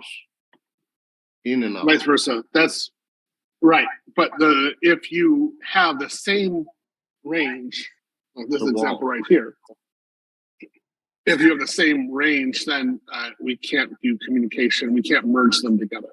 That creates a wall, kind of. Yeah. Yeah, you can say that. I have a question. Sure.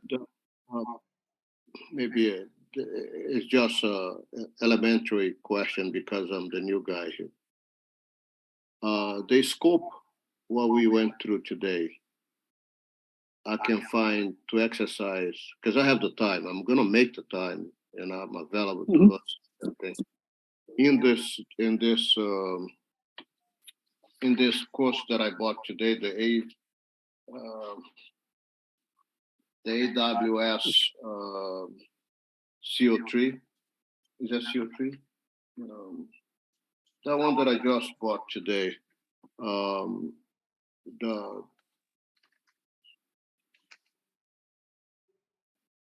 Okay, let me see.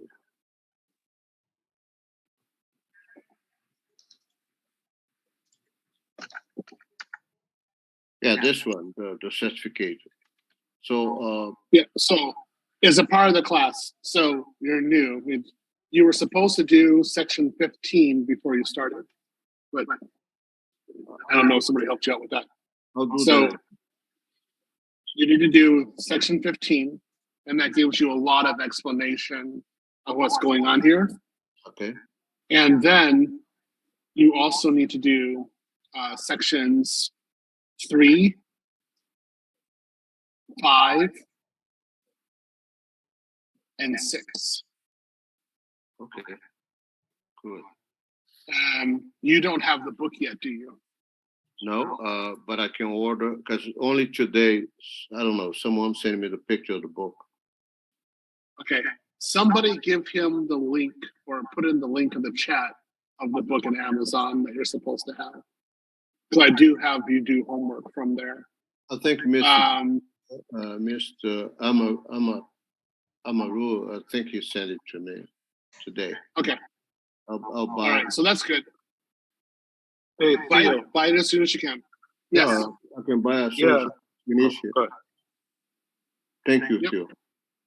Yeah. No problem. Hey, Theo. Yeah. I have a friend of mine who's in the IT. I don't know if you have like a next semester where he can join. I just want to ask you first before I even say anything. You know. I'm not accepting new until the Manosphere meetup in Atlanta with Obsidian. Okay. All right. So That's I'll where I let him- accept the new students. Yeah. the new students. Okay. All right. I'll let them know on that one. All right. Yep. Yeah. This is the amount of students who wanted to get in, and like the start, the requirement. This was. I mean, I'm glad I'm processing you guys now, because it could easily have been 200 by next year in spring, September, and that's where we were going. Yeah, I got a question. Sure. With our homework, with our both participants. Now, I know they can't overlap, and we're going to organize it. But in the VPC itself, we're supposed to be within the same VPC, right? We don't do two separate VPCs, correct? You have to do two separate VPCs. Okay. Of course, you have to do two separate VPCs. Okay, so they just don't overlap. So they got to communicate with each other. Yeah. No, they don't have to communicate with each other yet. That's too far. You just have to configure two different VPCs. So you have to communicate. You have to make one sheet and say, for example, student A, VPC A, student B, VPC B. Okay. And then you have subnets. You have all 9 subnets A, subnets B. And then so you have that in one Excel sheet or one text file. Okay. And then you have to go implement it individually on your clouds. And then you have to take screenshots and let me see that you've actually done it. Right, but in the real world, when company A buys out company B, they're one company now. They're merger. It's a merger. So they'll be using the same. They'll be within the same VPC in the real world, right? No. In the real world, what happens is before the acquisition, they actually say what's your IP CIDR range, and then they get the idea. So if their CIDR ranges are different, then they know they don't have to have a reconciliation project. If their CIDR ranges are the same, then they know they need to spend some money redoing IPs. And so in the beginning, if they're the same, their networks cannot combine together, even though they've been bought. They will not. They can not, technically not impossible. So they have to spend a few $1 million to redo the IPs. Okay. I'm serious. It's like you're like, what? I'm like, yeah, it's the truth. You have to spend a few $1 million. Well, I'm just thinking about like Staples and Office Depot. I mean, they're the same now. So you mean that they're all their IT stuff isn't within the same server group or whatever? I mean, I'm trying to say VPC, but you're saying no, but I'm sure Office Depot, Staples are in the same server group, right? No. You have to see what their IP ranges are different. So if they have the same IP ranges and they overlap, they can't combine together. It's not going to work. So they actually have to redo it. They have to redo the IPs. That is an actual project in IT. So there's nothing else. It's not like, okay, we bought together, so the money came together. Binary doesn't care about money. All this is done with binary. So it's not like you can just do a magic wand No way. You got databases that are firing data towards a specific IP. So all those databases entries have got to be changed. You have a huge number of security rules that all have to be changed. This is all manual. Then if you have anything hard-coded into programming or into interfaces, they all have to be changed too. So this isn't like one afternoon worth of work. This is like many engineers doing this together. And particularly, this is a big merger. So what usually happens then is that both networks operate individually. They can't combine the databases. They operate as two different entities, even though it's one physical company. Okay. It's kind of like being married, but you two have two different last names. Modern What do you do? marriage. Well, you can't annul the marriage. Yeah. I said modern It's gotta- marriage. A modern marriage, right? Well, it's like being married, but having two separate bank accounts, right? But the names are different too. I mean, literally, The you name can't, for business You can't, for business purposes. you know, she doesn't use your name, and you don't use her name. They're legally different. Well, So you Staples have and a Office legal Depot is what marriage. yeah. Staples and Office Depot is what I use as an example. So Yeah, I'm using banks. So I know when banks do their acquisitions, this is the first question they're going to ask. And if their IP ranges are different, then that's okay. Then that's an easy merger technically. But if their IP ranges are the same, they're fucked. We're talking a lot of work to get that to operate correctly. Dismantling the VPC. We just do what you do? Delete VPC. Come on, there's something else we have to do too.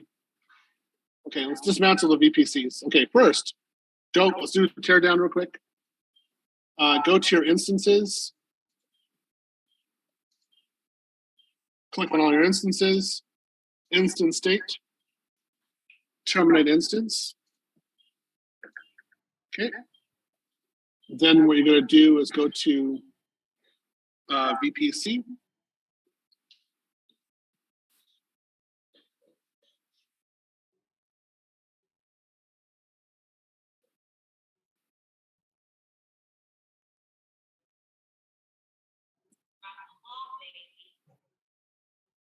Only click on your VPC that you made. Do not touch default or I'll touch you. Action, delete VPC. That's fine. So now it's what it says here is it can't delete it. So right now at this point it can't delete because of the instances are still being shut down. That's okay. And it says network interfaces and then your NAT gateway. Now go click on, what I'm going to do is click on your NAT gateway. I'm going to action, delete that NAT gateway. You have to actually type in delete.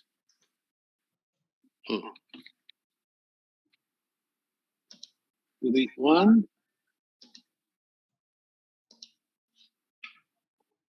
Delete two.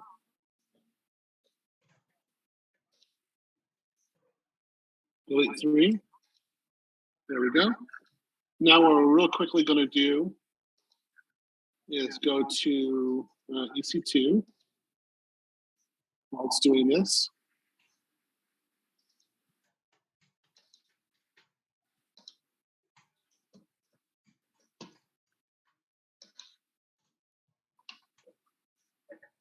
Go to network and security over here, has elastic IPs. Click on that. Click on them all. Actions, disable transfers.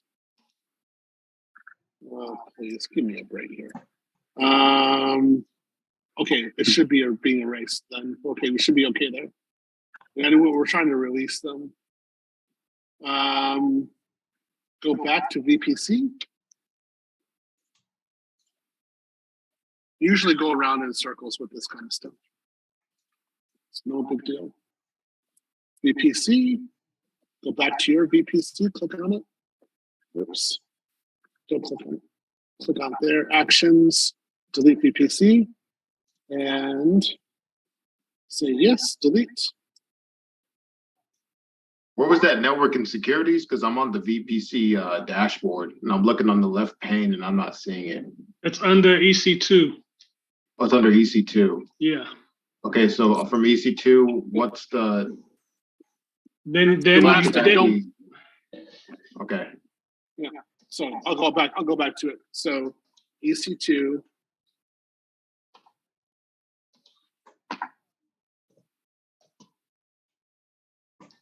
And then has network and security has elastic IPs. Click on all of them, actions, release, there it is, release IP addresses. Okay. And if we did this in multiple regions, we gotta do this in all the regions we've been in too, right? Correct. So I'm gonna go do this. And then now I'm going back to my VPC I created. I'm going to actions, delete VPC. I'm typing in delete. I'm deleting. Yeah, looks good. Thank you guys. Yeah. If you leave the VPC running, does Amazon charge you? Yeah, that was my question. Of course. Okay. Of course.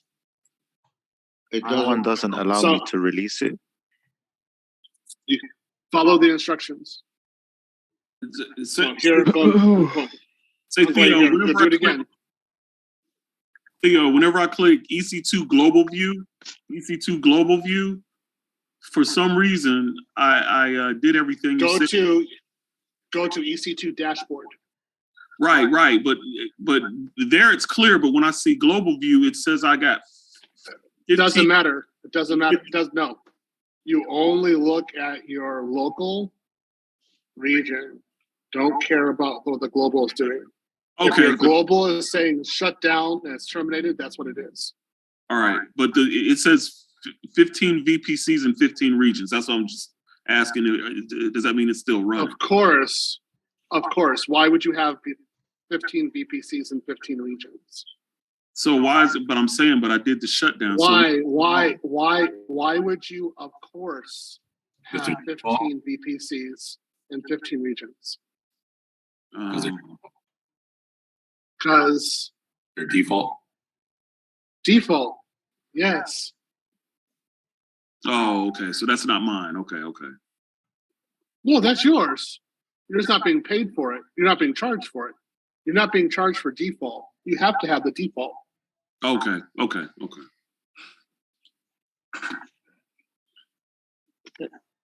Go to VPC. Do you want to do it again?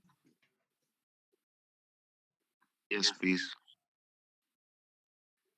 I'm in Ohio. I'm in Oregon. So this one, Derek Johnson. Let's go here. Actions. Delete VPC.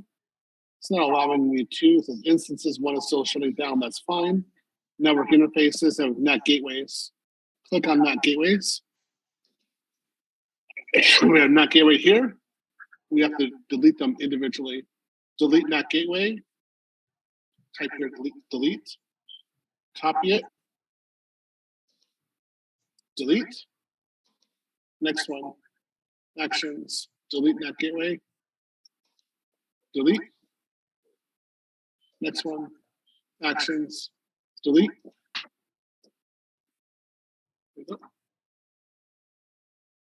There we have all of them have been deleted, NAT gateways. So now you go back to your VPCs. There's Derek Jackson. Click on that one. Okay. Go to action, delete VPC. Okay, it's gonna take a little while. It's gonna take a little bit of time. It has to entirely be gone.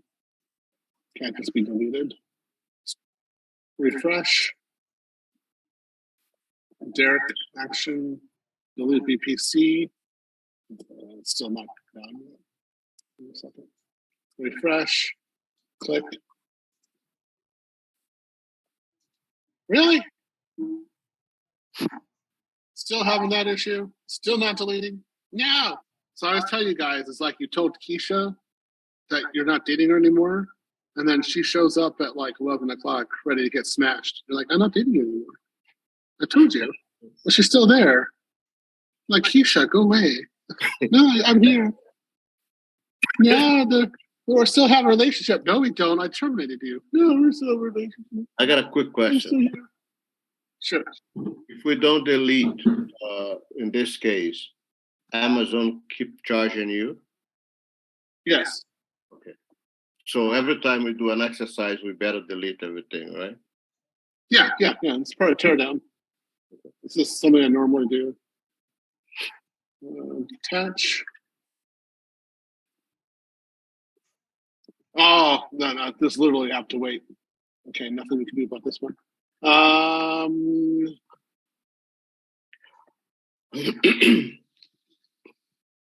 go to Elastic IPs here. Can I do this? Release Elastic IPs. Good.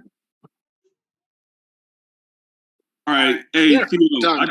I just got one more question, and I may have made a mistake. Okay.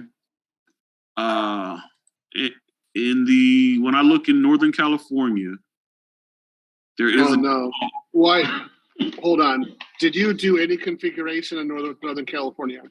No, but I'm just noticing that there is a Stop. Why are you considering anything that happened in a region where you didn't do configuration work?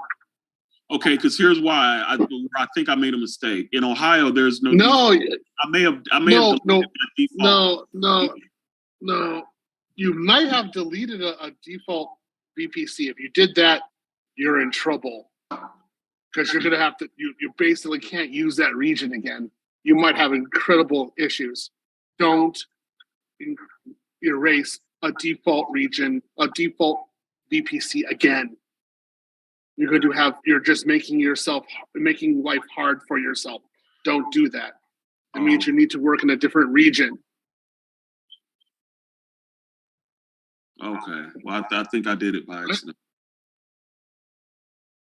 Do you want Chewbacca to touch you? Do we need to have Chewbacca to touch you? Do we need to have you bend over and have Chewbacca touch you? All right. I keep on telling you, don't touch default values. Don't do it. Because later on, you're going to be doing something. You're like, I screwed up. Like, duh. Don't do it. Please don't do it. What goes in and don't go through it. There's a lot of stuff. There's a lot of stuff here in the cloud. There's a lot of places for you to screw up. So I'm limiting it. That's what I'm saying. Like, only do this, only do that. Don't do this, don't do this. Because I don't want you going off on a tangent. Because I know what you could do. You could be like, what about this? What about that? And then do a misconfiguration someplace, and then poof, you're nuked in a region, and you don't know what's going on. You can't do anything. So it's like, okay, screw you. Screw your configuration. You're going to have to go to another region or make another account. That's just the way it is. And I mean, it happened to me. Of course, it happens to a lot of engineers, just so you know. So I'm trying to have you avoid that hell. I say it again and again. How do I fix it? Or is it possible to fix it? No, not unless Chewbacca humps you. No, you basically you can't fix a default. There's a lot of configuration you're gonna have to do. So if you nuked your default, it's gone.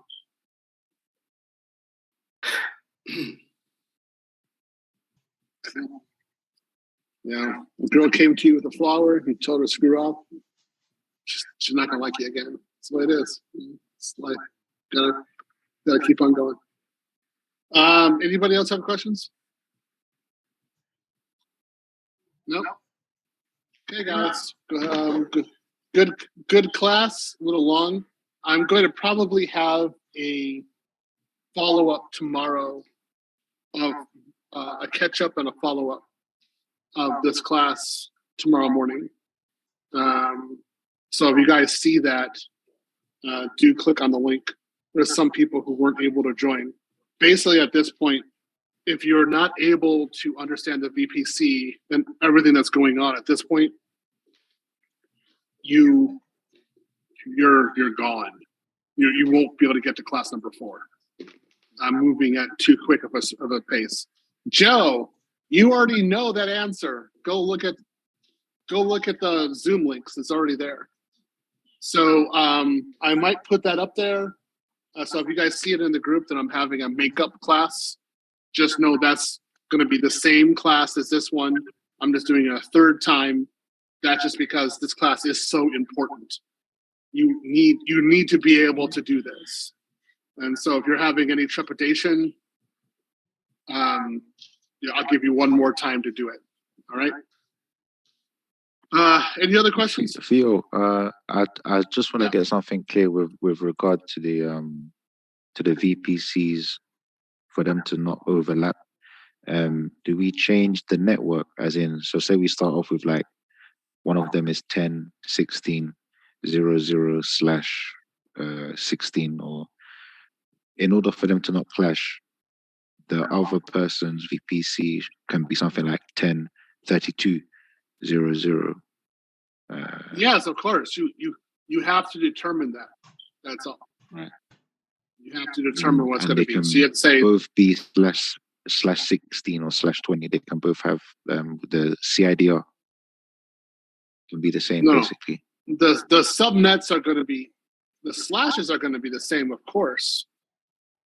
It's your VPC values that have to be different. Right, You essentially must just the have networks. different VPCs. Mm-hmm.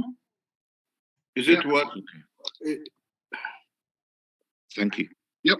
Maybe what what is in my mind. 2 things. You have to change it manually, and also you have to, once you have one VPC, you have to, that is equal, you have to create another new one, totally new. Make sense, my question? You don't have to, technically speaking, but it's best practice to do so.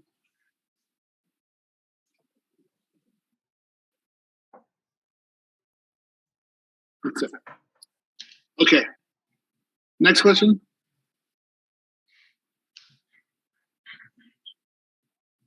Okay, we okay? All right, guys. I will. Some of you guys, if you guys want to go to the class tomorrow, that's fine. Just up here. I'll put the Zoom link and all the information on there. Good luck. And I will see you very soon again next week. Good job, guys. Thank you. Leo. Talk to you later. Thank you for having me here. Thanks, Theo. Thank you, guys.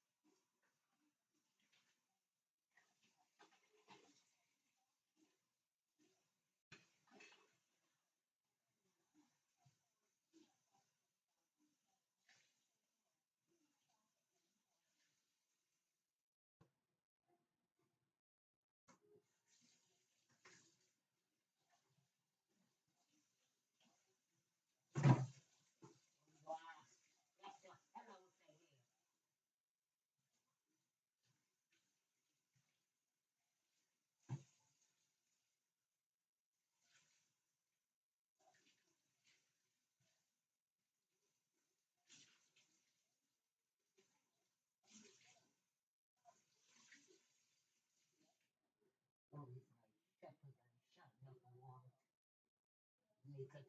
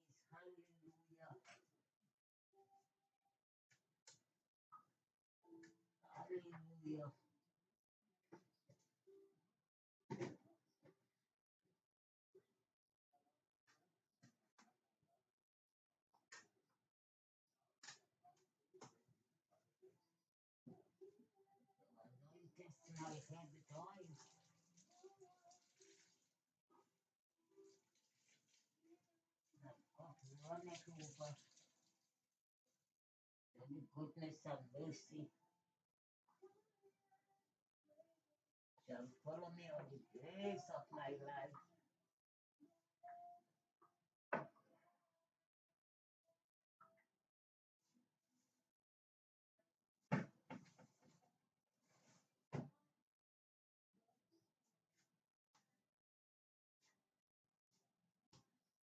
And I shall dwell in the house of the Lord forever and ever and ever. Father, thank you. That dwelleth in the secret place of the Most High, shall abide under the shadow of the Almighty. I will serve the Lord, He's my refuge and my fortress. My God, in Him will I trust. Surely, surely, surely He shall deliver me from the snare of the fowler and from the noisome pestilence. He shall cover me with His feathers, and under His wings will I trust. His truth shall be my shield and buckler. Thou shalt not be afraid of the terror by night, nor for the arrow that flieth by day,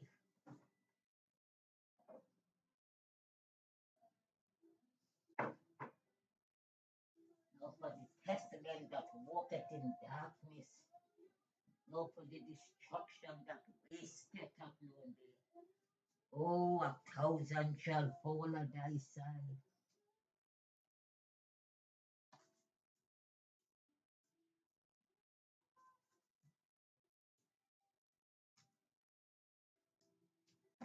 and 10,000 at thy right hand,